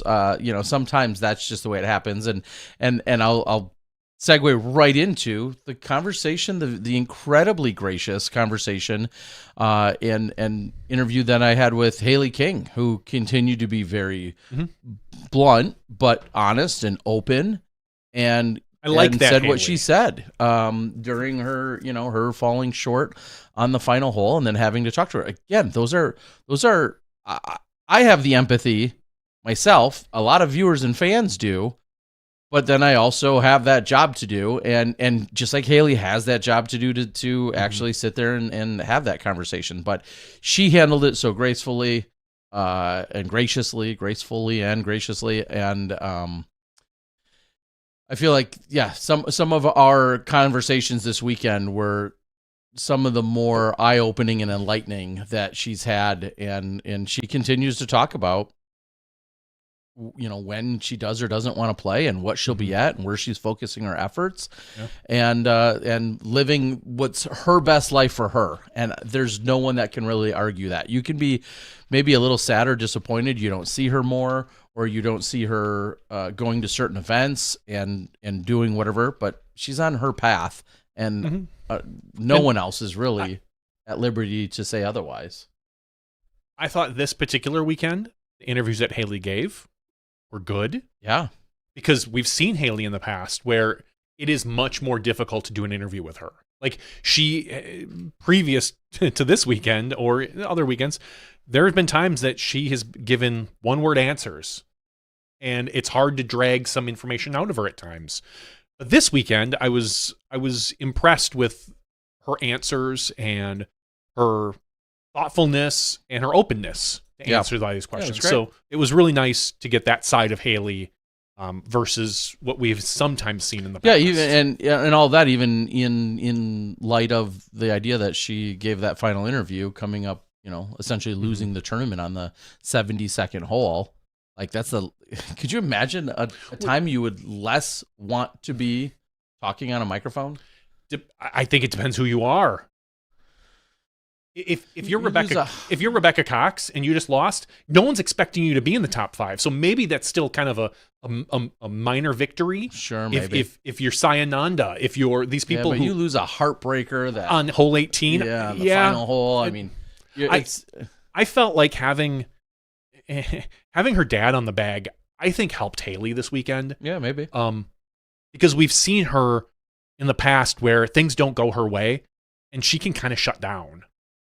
It looks like and whether or not, I'm not her psychologist, so I don't know, but it looks like she just kind of gives up sometimes. This weekend, I didn't get that at all. She would have a hole or two that were bad, and she would just pick herself up, turn around, talk to her dad, and it really felt like it maybe, and again, I don't know for sure, but maybe having her dad on the bag kind of kept her head in the game because she had someone she trusted to talk with, and not that, I know she's had her significant other on the bag quite a bit, but just having someone you can talk golf with maybe a little bit differently. Yeah. It's a different vibe for sure. So I thought that Haley was a different player this weekend than we have seen in the past, which is good.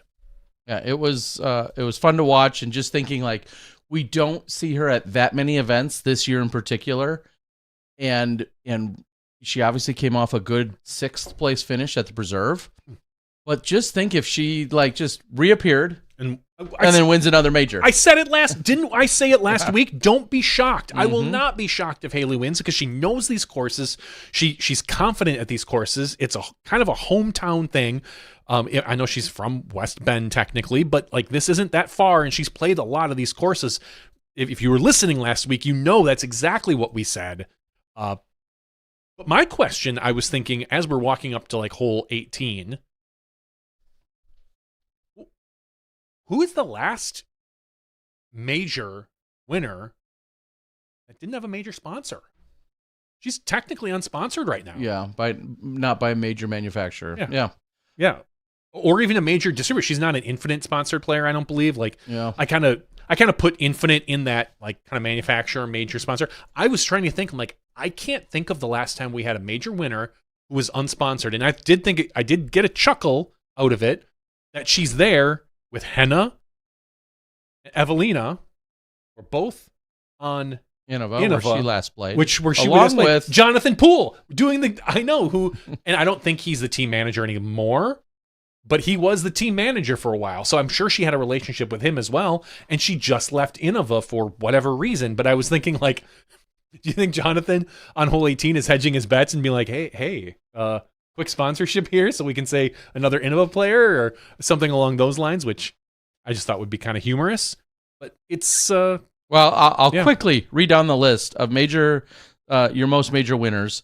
Not most. I was thinking. Well, I'm just going to say though: Paige Pierce, Valerie Jenkins, Katrina Allen, Elaine King, Des Redding, Kristen Lett, Juliana Corver, Carrie Berlager, who is sponsored by Innova, who has 4. Eveina now, who has 4. Then Sarah Holcomb. Wait, is it JK next with 6? Yeah. Oh, I thought it was Des. Des is at 7. Yeah, Des has 7. JK has 6. Wow. Burl is at 4, who was sponsored by Innova during most, if not all, of those. Sarah Holcomb, when she won her Worlds, was sponsored by Discraft. Sarah Cunningham, who was once Sarah Stanhope, was sponsored by Innova when she won one, if not both, of her majors. Missy Gannon has been all along. Brigitte Lagerholm won, and I believe she was sponsored by was going to say Innova or Pro Discus maybe, or Latitude, one of them. Angela Chigfry was, I'm going to assume, sponsored by Innova at the time for both of hers.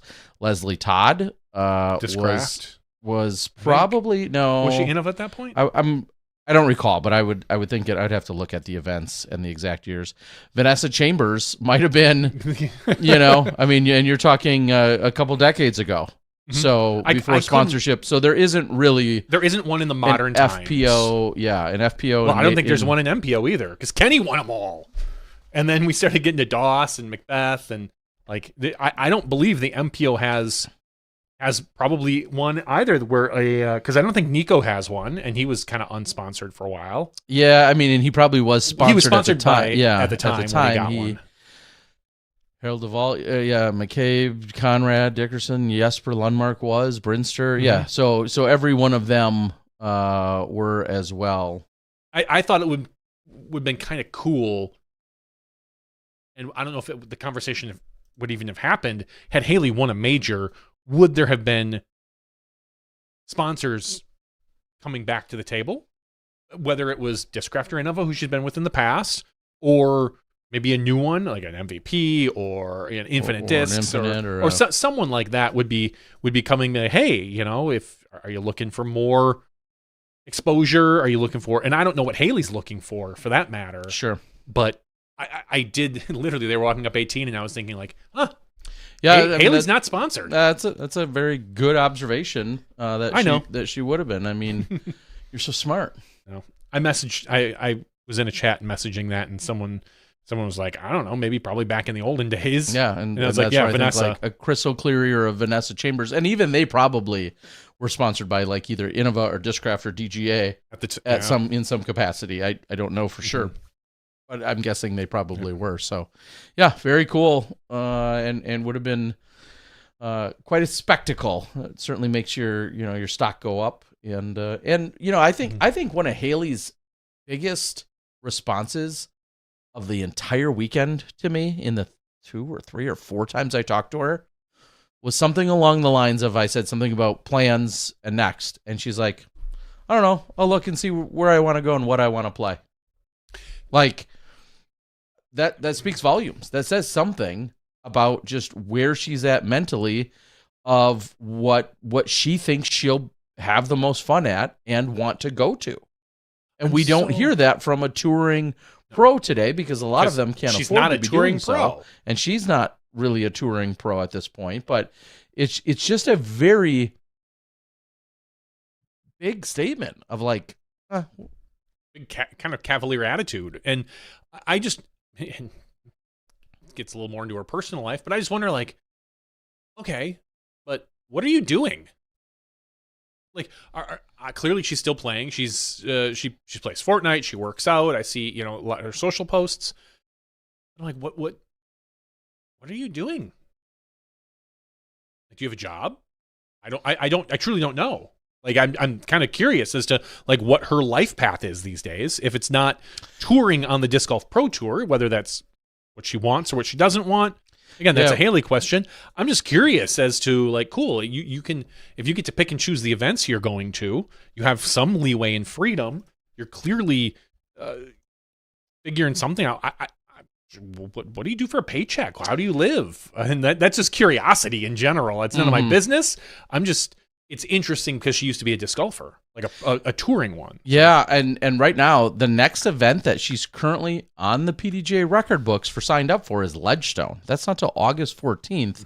That's another 6 weeks away. Obviously, a huge paycheck potentially on the line at that event specifically. But as of right now, even with this last weekend, she's essentially played in 4 events, and she's won $8,300. We assume she's not getting any major, sponsorship bonuses with some of these finishes because we don't know of a major sponsor. Not to say someone else couldn't be. There could be some other company or supporter that she has. That says, she can have a couple smaller. I mean, she's finished top 10 or better at all 4 of her events this year. But it does kind of beg the question is like, what does a typical paycheck or does she have a part-time job that she's doing that we're not necessarily just privy to, or even essentially a full-time job, and she's just taking a week off at a time to go play in the handful of events she's playing? I was gonna say if I saw her and interviewed her this weekend in Des Moines, that'd be a question that I think is worth asking. Is we see you on the tour intermittently. What else is supplementing your income? And I don't know if that's over a line or not, but I think I think in this context, because of her history, it's a fair question. Yeah. But anyway, I don't know. Or you could just even ask her, have you found a different career path? Like that would be another way to phrase it. I don't know how big her Fortnite and game playing is. That might be very much supplementing her income. It could be, depending on if she's making. I'm just going to throw it. If she's making 5 or 6 figures playing, being a gamer, then I mean that puts everything to bed. All the questions to rest. Yeah. Like as to having income. So anyway.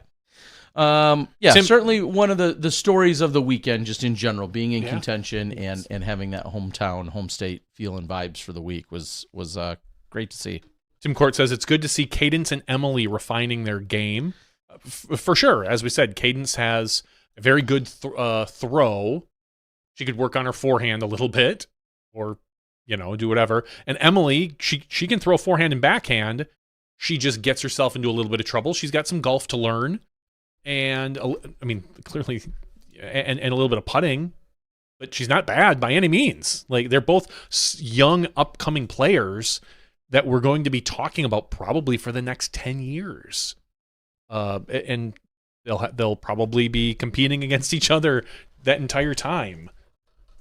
But I know Cadence has college plans, so who knows what we're going to see from Cadence in the next 4 years? She might just be a summer golfer. Yeah, or primarily, and then maybe the edge at the beginning of the year, and at the beginning of school year, maybe she eases into college, and at the end she gets out a little bit early because she's able to work around some other scheduling and work. But yeah, that's also a possibility.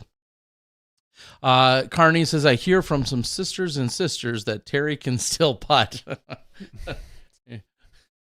I know were you some putting this weekend? No, the weekend before I was in Bend, and the women's league or women's series in that area was running an event, and it was held in Sisters, 3 Sisters, and it was held at the course in Sisters. And the night before the tournament happened, a bunch of the players, I think part of their player pack was to get a free beverage at Bevel. A bunch of the competitors were there. Sharon Jenkins, of course, very actively involved, and we see the some regulars that I'm used to seeing when I'm out there. And of course, Bevel has a putting course, 2 baskets, but a full putting course in the back of Bevel, which is 100% of the time has people at it. Cool. Just 100%. Now, is it 2 or 22? That's the question. But there is always somebody out in back putting on the 2 baskets that are out at Bevel. There's a little pavers that denote where you go to and where you throw your shots from, and you can keep score on UDisc, all that stuff. And then they have a Bevel putting league out there. And at one point in my one visit to Bevel last weekend, I think I had to take over for Val, because she couldn't quite complete the round. She was leaving to put Luca to bed, and I had to step in, and then I didn't miss any putts, like any of them. Nice. And I may have been a little cocky about it. Which shocker, I know. Yeah, shocking. No, which is fine, because I've also watched you just airball like of course 12 footers when you're like, whoops. That absolutely happens. Well, when you play so infrequently, we can all get in the groove. I'm not making fun of you, because clearly I've done the same thing where it's like, how did I miss that? I don't care how long I've been off. It happens. So Carney, depending on who you talk to, and yes, it was a good time to see some of the regulars out there, and it was a good time to finish out Val's round for her. So you're on the course this weekend. I'm on the course this weekend. Who's in the booth? Is it Ian or is it Charlie? Ian and Des were on our production talent call today. Okay. I think Philo was supposed to be. I think it's so that it would have been. So it's Ian and Philo for MPO every afternoon, Des and Ian every morning for FPO. So that's what the booth will look like. I'll be on the ground. And then I guess finally we can get all the way around to the other thought, which is the Creators Challenge is taking place Thursday night. As many of you have seen some social media posts, there's going to probably continue to be a ton more of them that are coming out. But the Creators Challenge is happening. And let me get you just a couple more details so I don't misspeak on it. Well, okay, go ahead. There's going to be 8 total players. You're going to get all this in the first 2 minutes of us opening the show. But there's 2 groups. I'm going to go with Group 1. I don't know if that's known, but I'll spoil it here and tell you. I'm going with Group 1, I believe, the first group to go out, which is Simon Lizotte along with James Makes Music. That will also have Alden Harris and Bedanza. You'll also have Gannon Burr, who's paired up with Jay Milley. And then it will have Conan Montgomery along with the Party Podcast, being Christine Jennings and Hannah Macbeth. So that's the first group that's going out. And then there's a couple of twists and fun things that they're doing. First of all, they're going to play 12 total holes. They're going to play holes 1 through 9 at Pickard. I don't know which tees, but I'm going to assume long. But play holes 1 through 9 and then 16 through 18. So that'll make a 12-hole loop. And, a 12-hole loop. There's going to be an ace run challenge on hole 5 where you'll get a couple extra throws. There's going to be a spin to throw on hole 6, which means there's going to be some randomness to how the players have to throw their shot. Think of like a ripped revenge kind of thing, or spinning the wheel of whatever. And then on hole 16, there's going to be a fan substitution where the AM creator selects a fan to drive for the opposing team's pro. And fan plays out the hole in place of the pro. Is how that's going to happen. And then the other group that will be going out with Big Germ as their commentator / MC of that group will include Brody Smith, who's with Hunter Thomas, Ezra Aderhold, who's with Robbie C., Silas Schultz, who's with Broderick, and Paul Ulibarri, who's with Trevor Staub.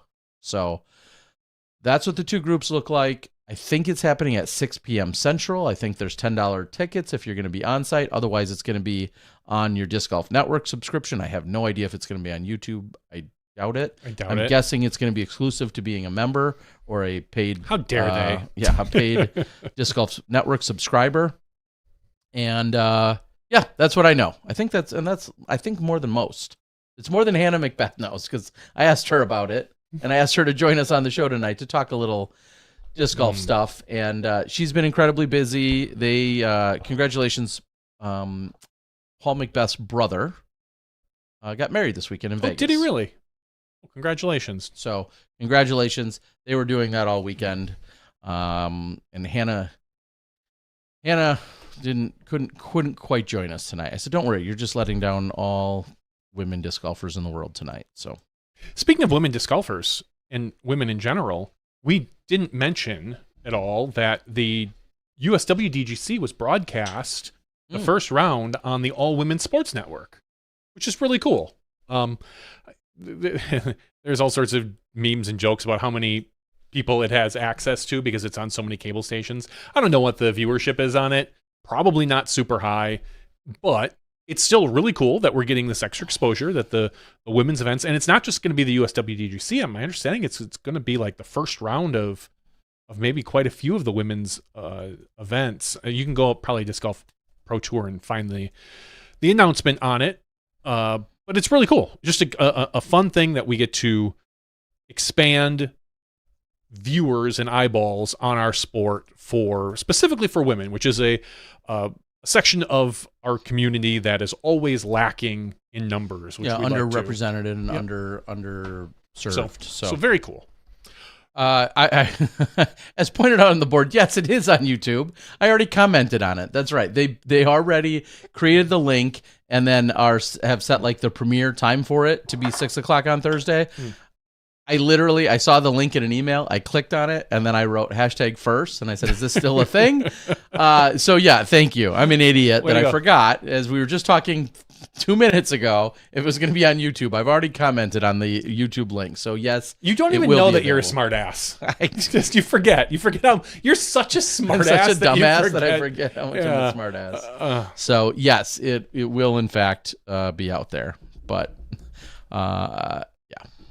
Real quick, we can do a little bit of other disc golf talk. Not much. Majestic was this weekend. Yep. Austin Turner birdies the final hole in regulation to push a playoff with Joe Revere and ends up winning. Damn. In the playoff. Congrats. Yeah, Joe Revere shot a 4 down the final round. Austin Turner shoots the hot 10 down. I'm sorry, not the hot. Shoots a 10 down. Andy Waka shoots an 11 down. So Waka the hell? Waka. So that was your MPO. There was no because everyone was at US Women's. Yeah, there was no FPO. How dare they not offer an FPO? No women's divisions, period, anywhere. And that might even had to be a requirement. It might have been. I'm just kidding, obviously. In terms of the distance, but there was the San Francisco Safari presented by ThoughtSpace. Aviel Gomez wins this over Mike Sale. And then an FPO, Carissa Dedman. Carissa, so, nice. Congratulations. Jeffrey Yunker, your MP40 champ, I saw. Nice. High Plains Challenge, sponsored by Trash Panda. Lucas Carmichael by 3 strokes over Joel Freeman. And an FPO, M. Arp, a name we've talked about before, wins over Allison Latch.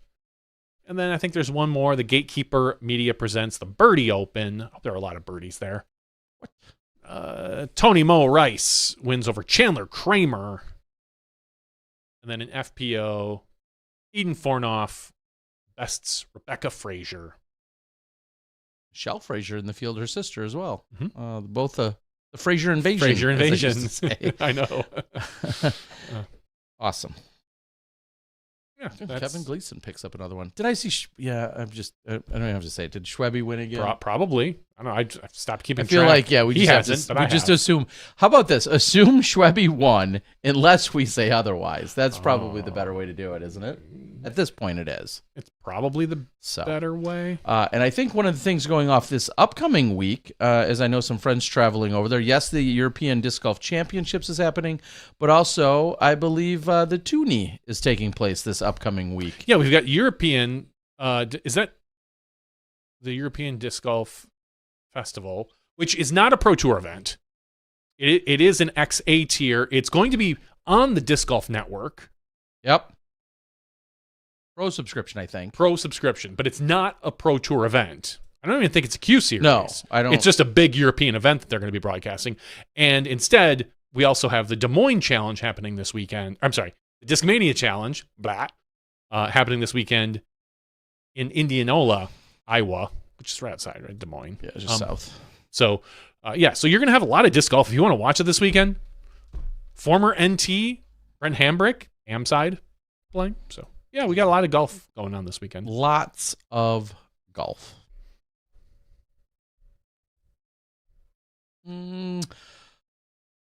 We mentioned, I think, at the top of the show or earlier, Gavin Babcock saw some pictures, him getting married this weekend. Maybe we did or didn't, but either way, congrats to Gavin Babcock.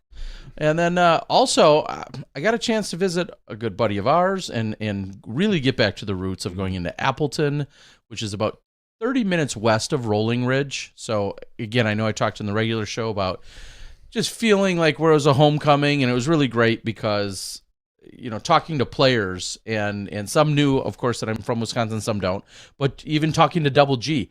Double G and I ran into him, too. Were at Rolling Ridge, and Double G was in Wisconsin playing in the junior division at the Am Worlds in 1998, 30 minutes west of Rolling Ridge. Should have sent him over to Plowman. 1998. Like, hey, dude, go have her flashback over exactly. at Plowman. So to think that he was there 27 years ago, as was I, as was Johnny caddying. Like, we were. Actually, I did not caddy. Did you just walk along? I didn't even really walk along too much. I walked along a little bit. I was there. You did, obviously, the mini competition. Oh, yeah. But I didn't caddy. I did help out with someone's printer that weekend. Honestly, that weekend is how I met a lot of the disc golfers in the area, the Turlaps, the Rumbles. Okay. Those. Okay. But I did not caddy. I didn't caddy until the did. next year. The next year, okay. In Michigan. So, at any rate. No, those were backwards. Or backwards. Yeah, at any rate. No, maybe I did caddy that year then. Yeah. It was really cool to be there and having all those memories. And like I said, even just a Double G being like, hey, we were 30 minutes west of here 27 years ago was pretty crazy. That's when Double G was Little double G. A little double G. So Appleton, I guess, is what I'm getting at. I happened to see on Facebook right before the show started that Appleton, Wisconsin was just named like the second best water in the nation. We always had good water in Appleton. That is true. So they take that. Denver, Colorado was listed as first. What I thought Emporia was always they like. used to claim it. Yeah, I know, Yeah. like the best tap water or something. It went Denver, Colorado, then Appleton, then Bloomington, Minnesota. So not too far from where Pro Masters Worlds is taking place. So, but then I think this water judging competition is taking place in Denver right now. That seems a little suspect. Home. Yeah, do you have to bottle your water? Aqua for freshness. Get your freshness water. Everyone else got to bottle theirs and bring it, and yours is there fresh. Aquifers, isn't that a word that I can throw calling out there shenanigans. Somewhere? Yeah, shenanigans. I don't know. That crossed my path for 2 seconds. Sounds like okay. Excited for Masters Worlds will be on DGN. We're going to be covering exclusively the action that's taking place at Blue Ribbon Pine, and I believe that's FP40 on Thursday at Blue Ribbon Pines, MP40 on Friday at Blue Ribbon Pines, and then their final rounds, FP40 in the morning, MP40 in the afternoon, all at Blue Ribbon Pines. And I will be in the booth in Bend to do that along with Nate and Val. So thinking ahead one more week, that's what you're going to get. Okay. Someone asked earlier, and it is absolutely a very fair question. Crazy to think it's also been more than a few weeks. But Ben Askren remains on a list for possibly a double lung. I heard double lung transplant. A double lung transplant. There was some positive signs recently that his wife had posted about it. I don't want to miss anything or say it incorrectly, so I want to read exactly what she said. This was 10 hours ago. As of late last night, Ben is officially on the transplant list. Please pray he is getting stronger please pray he can get stronger and stay stable without complication while he waits, and that they find it an amazing match for him, that he accepts it smoothly. Also pray for whomever the donor might be and their family. It's going to be a huge adjustment for Ben, but our family is so thankful.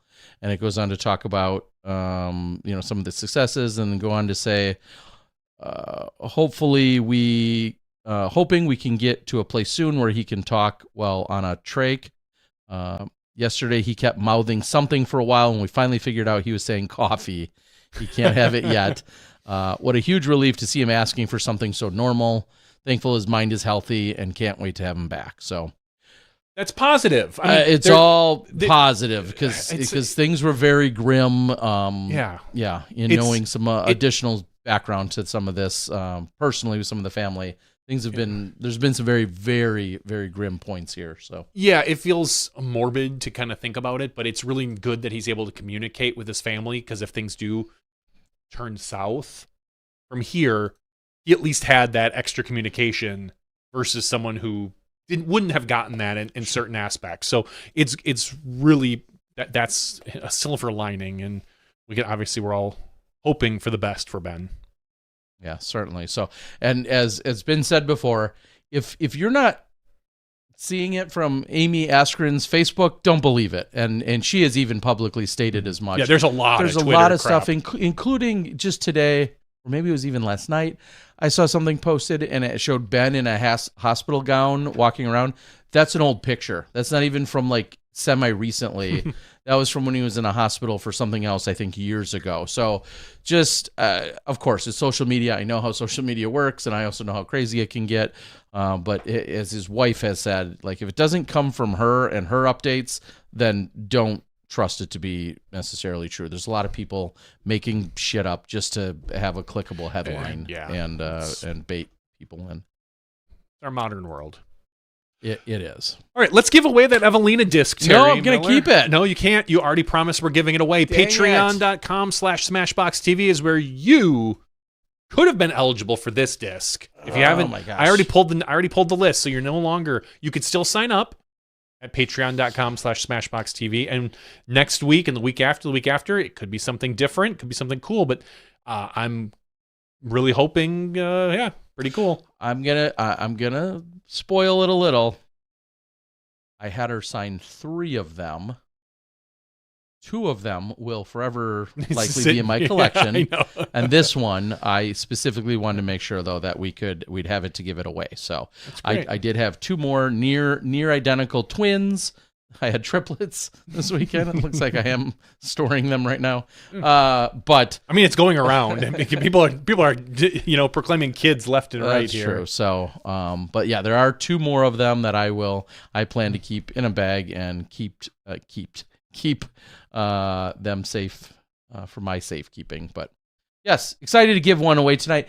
And a little bit of an update. There is a chance that we may be agreeing. Johnny doesn't even know this yet. I haven't agreed to anything yet. I don't think you'll have a choice. We may be agreeing to a Patreon-related sponsor that may be, in fact, sponsoring our giveaways week after week. Wow. And it may be a little bit easier and more, efficient to get you and your prizes with more variety in terms of a massive gift card that allows you to just order stuff from a website. So we're working on it, and if we can make this happen, this is literally the first time hearing of it. So cool. I know. I'm making deals. When you have enough beverages during karaoke, and you get people to agree to all sorts of stuff. I hope we're getting the good end of this. Terry's like, yeah, sure, and we'll pay for the gift cards. No, I feel like our patrons are getting the good end of it. Well, that's all that matters. They always have. Oh, that's awesome. So, Patreon.com/SmashBoxxTV. We have 105 people eligible for our giveaway this week. Terry. Grand Slam Eveina. This is her 4th major. It is. Yes, it's her first U.S. women's. It's her first one in Wisconsin. It's when I did research for the press conference, it's incredible. I guess it's not that incredible. There's a lot of women who have never played a tournament in Wisconsin before. Which is strange considering we just had U.S. women's 3 years ago. Yeah, but there's still a ton of women that didn't. And I was like, wow, that's kind of crazy. But it's really not, because we don't have Pro Tour events here, and the last time we had a major here was 2022, and it was the U.S. Women's. So, and the last time a Pro Tour event was here, it couldn't even be live. That's a whole other thing we can talk about just briefly. But 105. So you're saying our fourth one, the fourth. We'll get one of 3 of the Eveina discs I signed. And sorted by email address this week. Our first number is 101. Ooh. Our second number is 80. Right. Our third number is 40, half of 80. It should be about 20, because you went basically 100, 80. That doesn't make sense. Never mind. Skip 6. Yeah, I don't know. I'm going to say it's 20. All right. Our next number is 62. The number we were missing in that. See, Terry, that's where you missed it. You should have gone to the number we missed. I just did them out of order for you. Yep. 62. Let's find out who 62 is. For the Eveina disc, it is John Van Derzen. Look at that. Whoa. No. Matt Stolers. Congratulations, Matt Stolers. A new name. Matt Stolers. He's been a Patreon supporter forever. But it is a name I have not shipped to any time very recently. We have, and I recognize some of these names. Yeah. We have his address because he is at the $5 support level. Damn, man! See, the higher you support, the better the prizes. That's just how. That's just. I don't think it works that way, but facts. We can lie to them. Yeah, I mean, they don't see us do the live drawing or anything weird like that we post and we show. I mean, there's no way that could happen. Forever. Yeah. Congratulations, Matt Stolers. So you're gonna get this. You're gonna get this awesome signed Eveina disc, and yeah, that's pretty cool. And thank you for being a Patreon supporter. Yeah, thank you. Truly appreciate it. And I'm super glad I'd like to get more and more autographed discs, especially after the events whenever I can. But I'm super glad that this is such a unique prize that is going to be given away. Cool beans, Terry Miller. All right, I think I'm ready to call it. Call it what? Call it a night. Oh, yeah, me too. It's been good. It's been good. I've got editing to do. Super excited to get out the doubles action from the women's, and then also that FP40 action. And I want to get those out pretty soon. Helped our friend over at the Disc Golf Dyers Guild, Dave. I helped him assemble, along with my children, actually. They also helped. It was a full assembly line. Everyone signed, workman's comp waivers and stuff. Yeah, we're all legit. And No, he's shipping out hundreds of starter packs for people to get their first dyeing done. And yeah, excited for that to go out for them. How many players, and we'll probably wrap this up, but who knows how long this will go. How many players that played in the U.S. Women's went down to Summerfest? I saw Ella went down there to see Hosier, and it just made me think, because this is a perfect, I mean, being only about an hour away from Manitowoc, the Summerfest grounds. Yeah. Hour and a half, but yeah. Roughly. Yeah, maybe. Yeah, from up there. Yeah, I but suppose. Anyway, yeah. Still.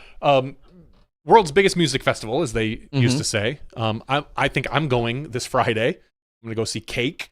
Yeah, you are. And after Cake is... Ice cream?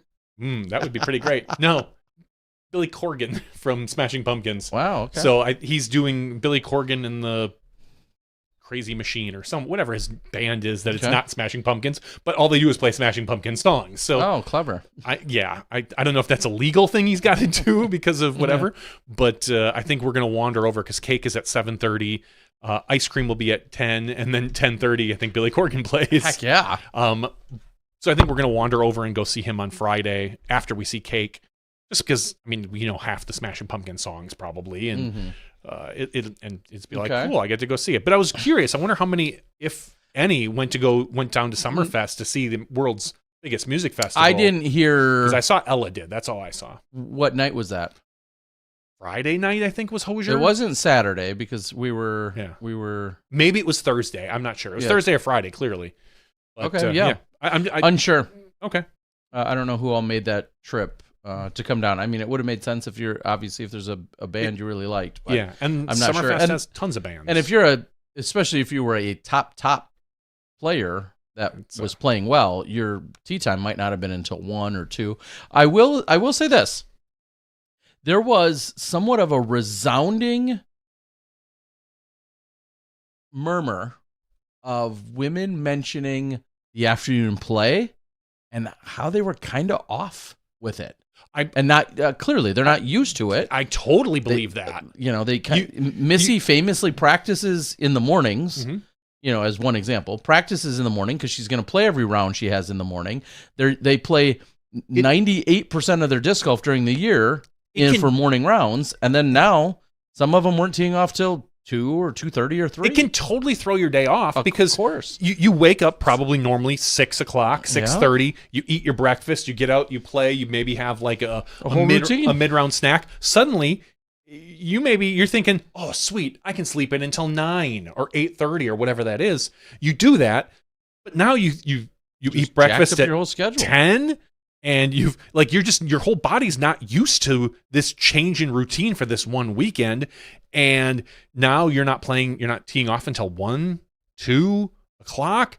Do you eat lunch at noon maybe? Do you just try to snack or do you not eat thinking?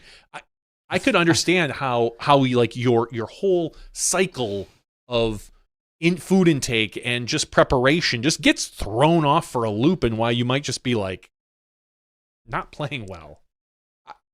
So the question is... It doesn't matter, but I think it was Kristen who, after one of the rounds at Rolling Ridge, is like, I'm starving. And that was entirely, I think, the whole point is like their routine...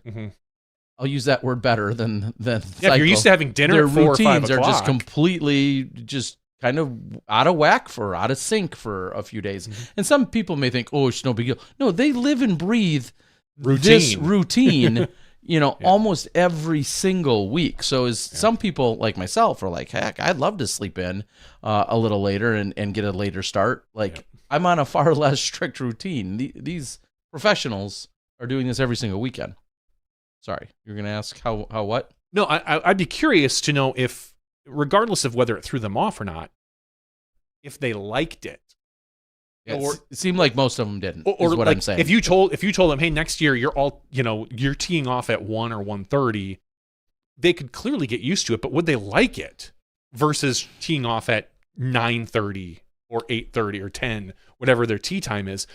I would be interested to know that because it's hard to say with one weekend. Yeah, they probably don't like it doing it on one weekend because it's different. But if you did it for the whole season.